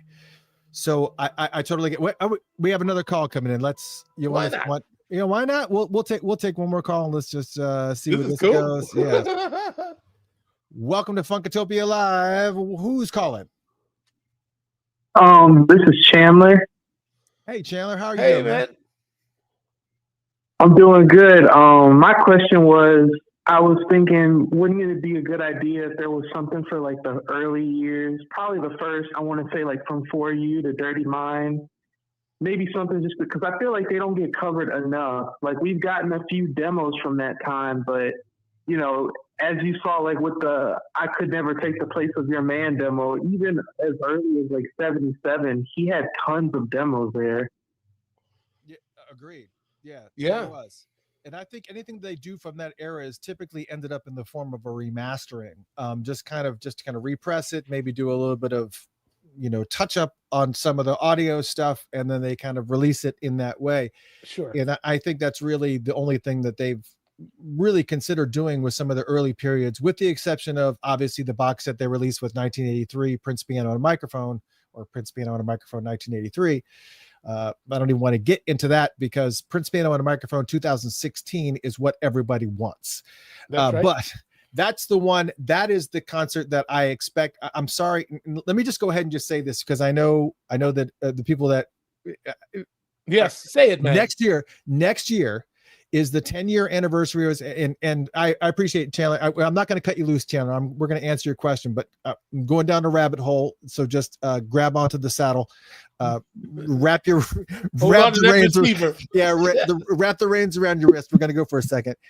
Next year is the 10-year anniversary of Prince's passing, and the problem is that I think, considering that was 2016 was the last show that he did in Atlanta, and we know that there are recordings of it. I honestly don't know if there were video recordings of that show, but it was his final concert. Yes, I do know that he had video and audio of the show that was at Paisley Park that was earlier in the year of 2016, but I think there's a really significance of that final show that he would ever play. Sure. In Atlanta, and I know that there's audio recordings of it. They've shared clips. I think there was a clip that they released on Tidal, and I wasn't a member of Tidal, but I did hear it. So the next year being that it would be the 10-year anniversary of that, I'll just go ahead and say it. I'll be very, very disappointed if we don't see some type of release for that. That would be a record store release. Oh, that would sell out in seconds. Of the audio recording of that final show. That is oh my God, that would just be incredible. And again, I know you can't celebrate every anniversary, but that's a really big, and that would be a huge seller. There's no way that wouldn't be a huge monetary opportunity as far as ROI is concerned. Now I'm scrambling in my brain to remember what Chandler's question was. Talking about the early, the early demos. Yeah. So, I mean, so if I look at, let me take a look, Chandler, I'm going to take a look at this thing here. For those who want to know what I'm taking a look at, I'm going to look at some of the excerpts and whatnot that were available back in those days. Now, obviously we're talking about the early days of like For You. 1975, you have obviously Do Yourself a Favor, which was a big, which is a great track that many have heard Jesse Johnson do on his album as well. That was a Pepe Willie track. Also, didn't it come out on the 1999? I believe you're right. Yeah. Was it? Yes, I think so. I think so. But here, you also have the 94 East, not necessarily 94 East stuff, but the Don't You Want to Ride, Hey Lover, I Spend My Time Loving You, Leaving for New York, Nightingale, Sweet Thing. You have that stuff. This is all preceding For You. Then, of course, you have the 94 East sessions, but then you also have Neurotic Lover's Bedroom, which was a bootleg track that kind of leaked out. I don't even know. I've never even heard of that.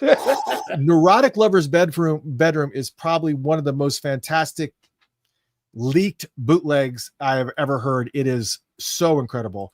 It's probably it's like this really groovy, funky, just I'll make sure you get to hear it. But then of course you have you have For You, the album itself, and then the 94 East sessions, and then you have Make It Through the Storm and Miss You and Nadira and Wouldn't You Love to Love Me. So there are some tracks that technically could be part of some type of rehashing, but I think for the most part all the leak stuff or anything that's bootleg that's out there from that era are just really poorly recorded.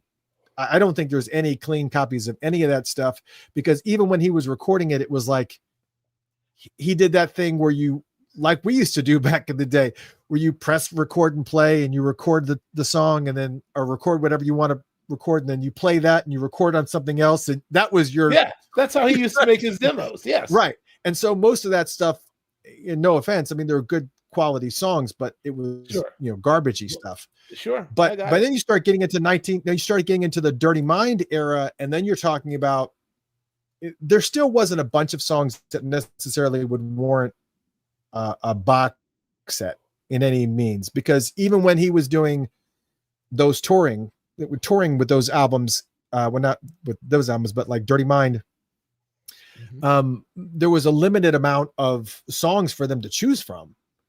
It was just not sure. That's right. For them to play. All that like 50 sounded music and whatnot. All that all that doo-woppy sounded. Yeah. So it's a great idea, but Chandler, I would guess that anything that is going to be released in that regard is probably just going to be remasterings. Not that, would that be enough for you, or what are you envisioning with any of that? That would be enough, and maybe a sound check or a concert thrown in. Yeah, I could see that. I mean, you have the Capitol Theater show, which is pretty well out there. I mean, that's been out there for a little bit, but to actually have an official version of that may be cleaned up, like a Capitol Theater would be. There's some good recordings that are out there for sure. But yeah, good thought, Michael. Yeah, fantastic, man. Yeah. All right, man. Thanks for calling in. I appreciate you, Chandler. Support. Appreciate that, man. Thank you. Sorry. It's bad enough the phone does it, and then I have to double up. You have to double up. It's all right. It's a little glitch. You got a peculiar glitch in your get along there, bro. That's my ADHD. That's all right. I'm gonna start rocking in the corner. That's right. I self-soothe all day, man. Oh yeah, that's what I'm we do, going man. crazy. Generation X, baby. Yeah.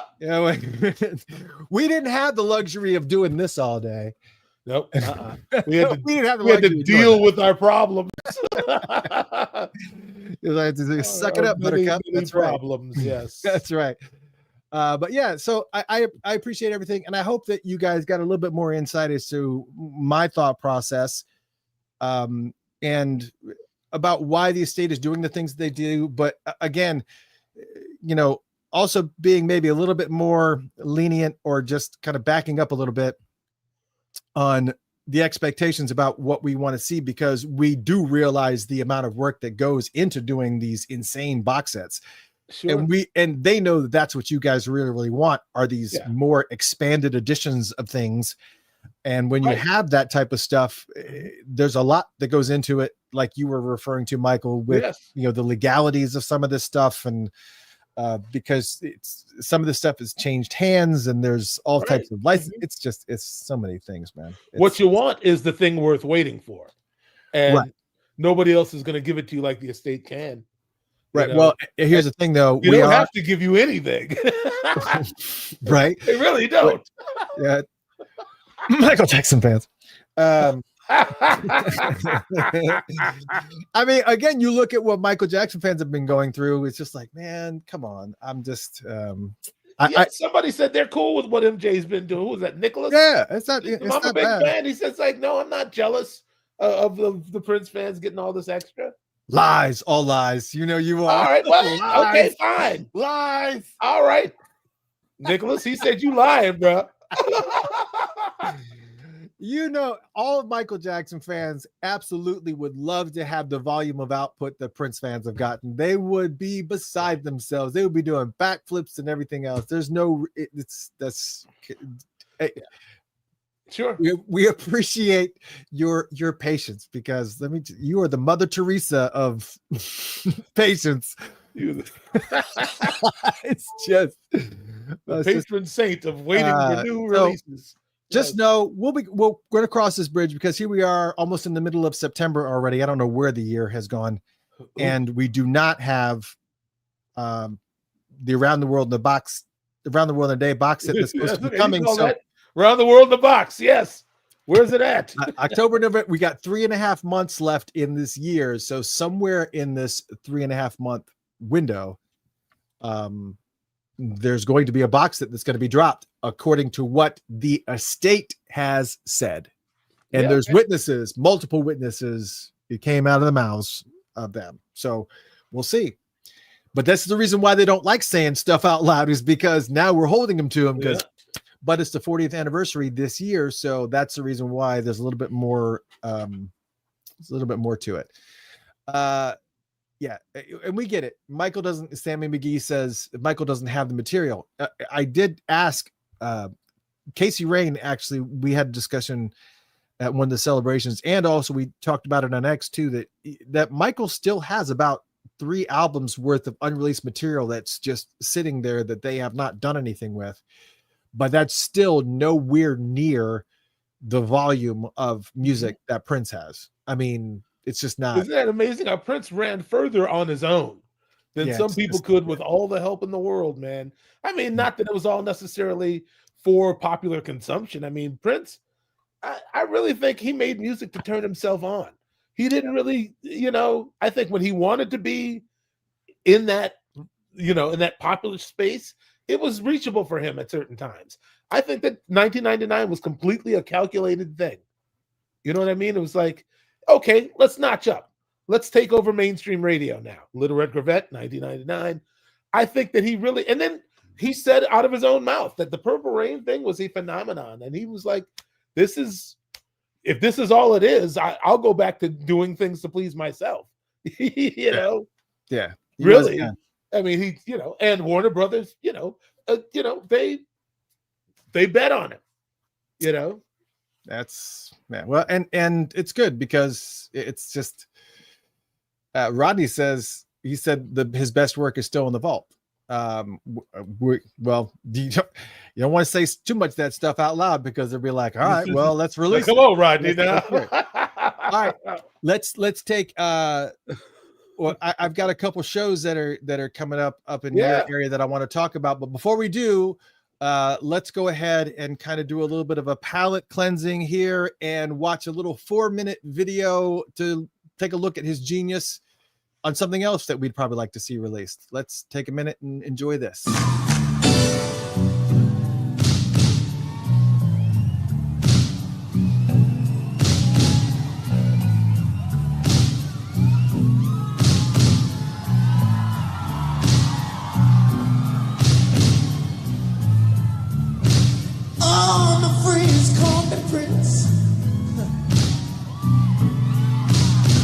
All my ladies call me Electric Man.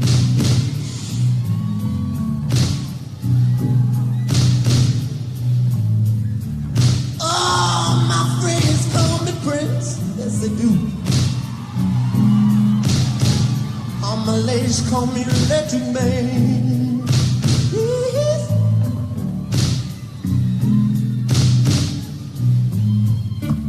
When I plug in your socket, baby,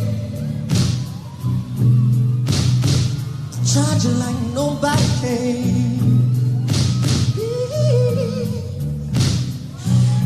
Johnson, play Prince.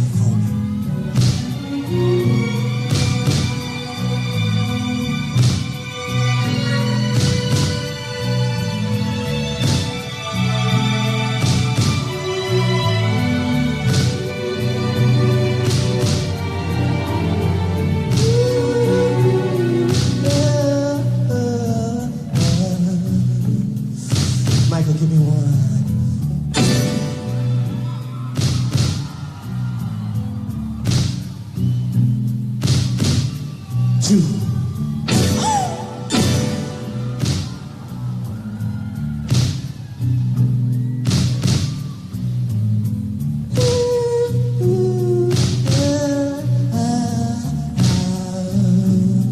Time to play pretty.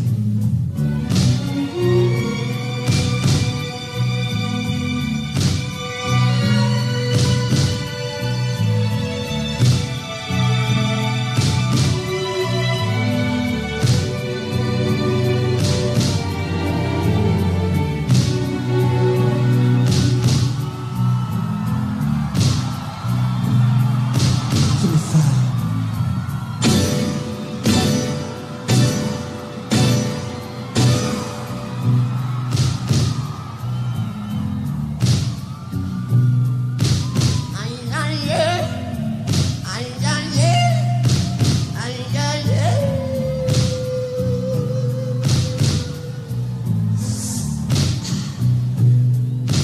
Give me 3.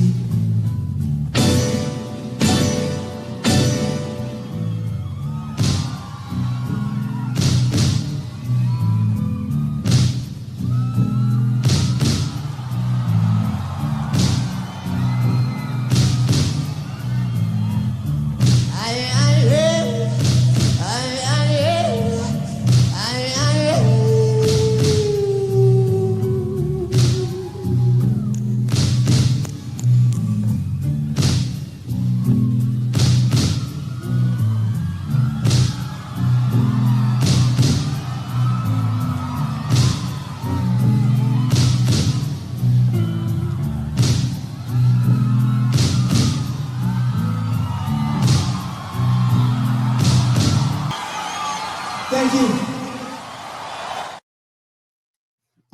Man. That's what I'm talking about. Wow, man, you messing with my brain this evening, man. I was just, hey, let's not speak freely. I All was right. two young ladies that I knew came over to London. They had some other reason to come to London, but they were from Minneapolis, so I knew them from here. And I was like, great, you guys can come over and you guys can come to as many shows as you want at Wembley. And one of them said to me after the show, she's like, he's better with a mic stand than most guys are. You know, if you give him a whole woman to work with. She was catching the vapors in the third row, like, oh, look at Prince. Oh, man. Yeah, I see. What were you thinking? During that, don't mess up. That. Don't mess up. Keep watching because you don't know what Prince is going to do, and if you miss it, you're gonna be up all night, chewing your lips, mad. Yeah, and I didn't like making there's mistakes, man. Yeah. Oh yeah, no, and you didn't. That was like incredible. But what's even more, see, when you have a song that's like got a lot going on, there's every now and then it presents opportunities that you can hide mistakes behind. But when it's as raw and succinct and breathing like that, you got to really. That's right. There's nowhere to hide. And there's what, 14,000 people at oh wait, that was a Tokyo Dome. Yeah, that was Tokyo. I don't know how many people that was. Probably millions. So probably millions. Yes, I think. I don't know what the Tokyo. I don't know what I don't know either, man. The but capacity is but insane. Also, that was one of the tours, so I did relax a little bit. You know, once we got to a certain stride in the tour, I was cool. But I made my share of mistakes on that run, man. Prince had me in his dressing room every 3 or 4 shows. Are your shoes too tight? What can I do, man? You know, that's what he said. I work hard enough. What can I do so that you stop messing up my show? Is that what he was saying? Iron. He's not even looking at me. He's looking at himself, curling his hair. Yes. What's wrong with you? What do I have to do? You need a raise? Oh my God, that's hilarious. That's Are your shoes too tight? And I couldn't say nothing, but I just stood there and took it. I'm sorry, Prince. Don't be sorry. Be sure. I've actually heard him say that before. Your shoes too tight? What did I hear that? I've heard him say it before, but I don't know why it strikes me funny every time. There's a song where he says that. Yeah, it's like, why aren't you concentrating? And it's just like, you know, I was 19, 20 years old running with these super uber professional musicians who had already been there. That was Fink and Miko and Levi. Those dudes said, man, they were so locked. I followed them. They didn't follow me. Thank you, Pete. 50,000. Yeah, I'm out there. Nothing between me and the air or nothing. Mark Hardy says, Prince Vault says 50,000 people were at the Tokyo Dome show. 50,000. Okay. All right. And Pete, thank you. Yes, that's where I remember hearing it from. It's Morris setting it in Purple Rain. I kept hearing my I want your shoes on too tight. Yes. I think I remember that now. He really hit me with that one. I don't remember what it was. You're not making enough money? What's wrong with you? How come every night? That's how I think I told the story about that. That's how I ended up saying Michael B all the time. Because he said, good God, and I didn't do nothing. And he said, all right, I'll fix you. He said, I'm going to tell the tour accountant, if he hears your name said over the PA and don't hear no music come on, that I'm taking your money. Michael B, pop! I never missed it again. Yow! Prince going to take my money. Prince going to try to take my money now. I can't have that.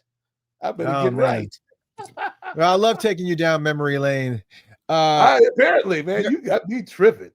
I got a couple of shows that I know you probably want to talk about, or that I want to talk about, because if anybody's up in that area, let's talk about this one first. Woo, Music of Earth, Wind, and Fire happening Sunday, September 21st at Crooners.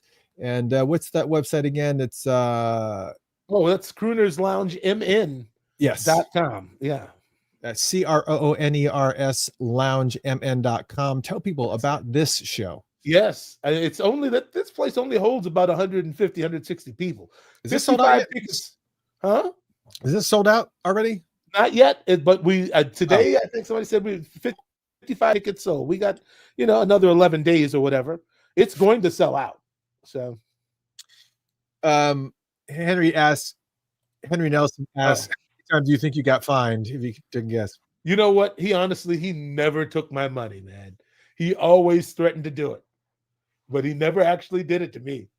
The only time I know that he actually did it was the time we played in. Was that either Toronto or Ontario? I think it was Toronto. And Tony, Damon, and Kirk went out and bought themselves Blue Jays jerseys, and they came out on the encore with Blue Jays jerseys on, and they won Funk Night. So Prince handed them the money. He said, I got to give this to you because you out-funked everybody, but I got to take it back because you didn't get me a jersey. So he gave him that money. They didn't have any in the kids section. Oh, well, all right. You got jokes. Oh, you got jokes. Oh. But anyways, music of Earth, Wind, and Fire. For those that are listening on audio, it's going to be featuring, obviously, it's under the musical direction of Mr. Michael Bland himself. Yes, that's my band. Yep. And he just dropped off. He clicked something. He just dropped off. So I'll finish telling everybody about it. He must have had a bad connection. But it features G Sharp, Mark Lichtig, JB. Again, Michael Bland is directing the whole thing, but it's also featuring Tommy Barbarella on keys, who we just had. He's back. My computer's all sorts of. That's okay. Tommy Barbarella is on keys, who, if you missed the show last week, you can go back and listen. Tommy Barbarella was on the show. That's right. Sure enough. And you got Jeff on guitar over there, Ron Long on bass over there, That's Scott right. on trombone, right? You saw it. And all the cats. And that's on the 21st. And if you happen to be, maybe think, oh man, I'll be there that week, but I mean next week, but not that one. That's okay. You can just drive up to St. Cloud, Minnesota, and catch us. Right. That's right. Yeah. So the same bands happen on the September 26th. Ooh, we're hot in September. Yeah, man. Yeah. Do you remember? That's gonna be nice. We're killing this Earth, Wind, and Fire music. You don't think Philip Bailey gonna come walking out? When you hear us, you don't think Maurice gonna set up right in this like Dracula.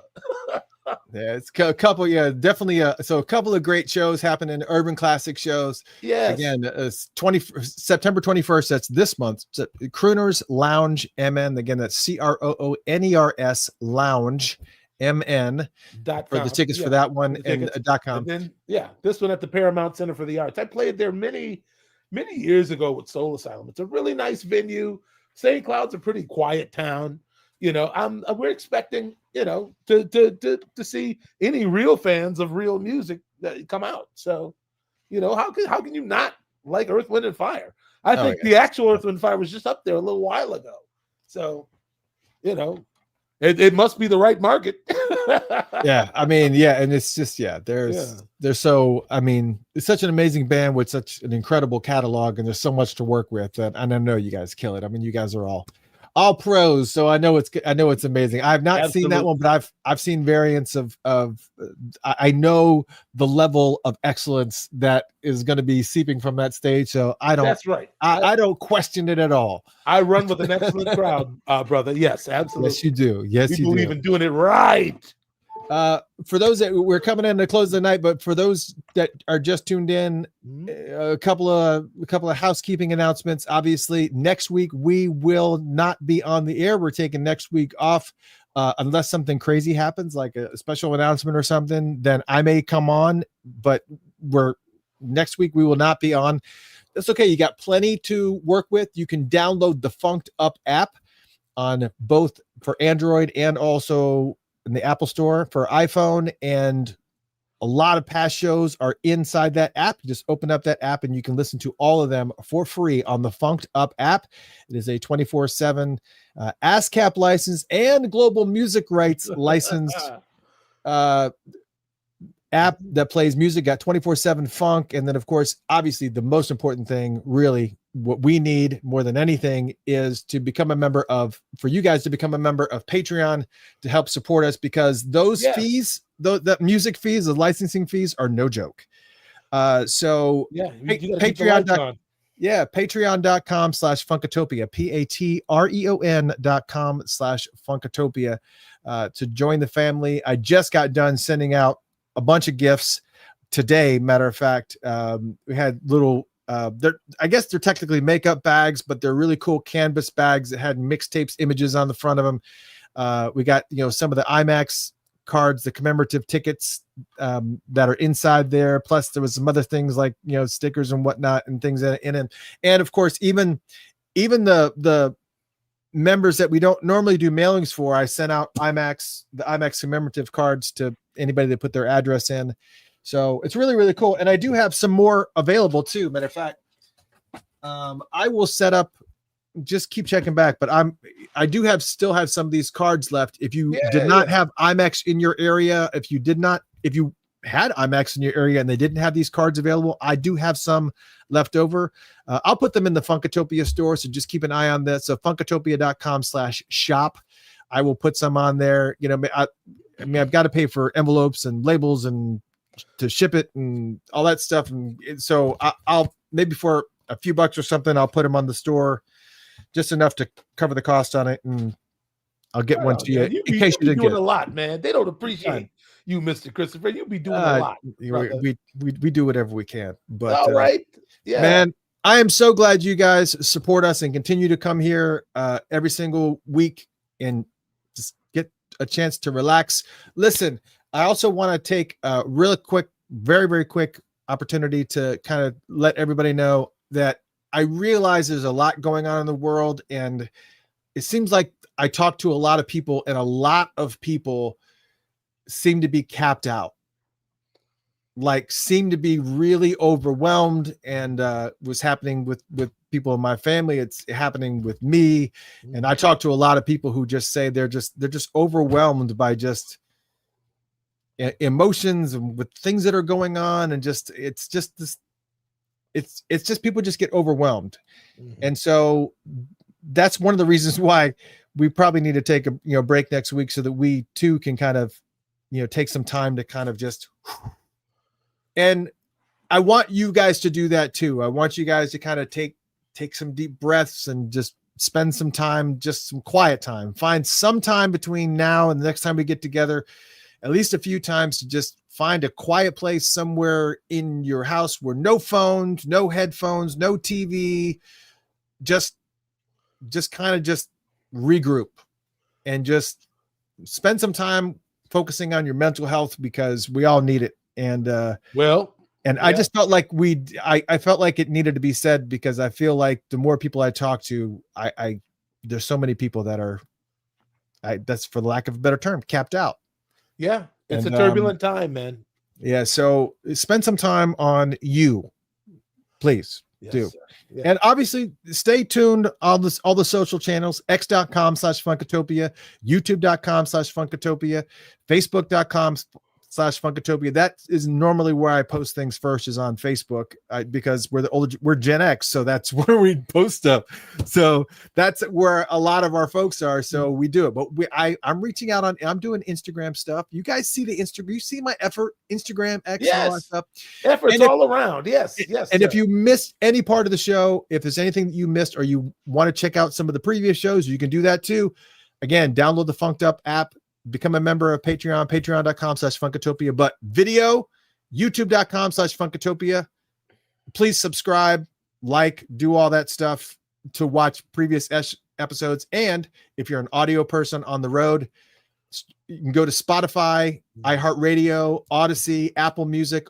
We are on all of those channels. And so wherever you listen to streaming music, we're there. So, check it out. Thank you for everything. I hope you guys had a wonderful night, and greatly appreciate all of you. And, get your closing comments in, because this is where we normally pop up those little goodbye, have a good night. Yeah, exactly. Start loading them up now. Start loading them up right now. Thank you guys so much. I hope you had a wonderful time. And if you missed it, you know where to go. Good night. See ya. I'm Mr. Christopher. That's Mr. Michael Bland. We'll see you in a couple weeks. Remember, spend time on you.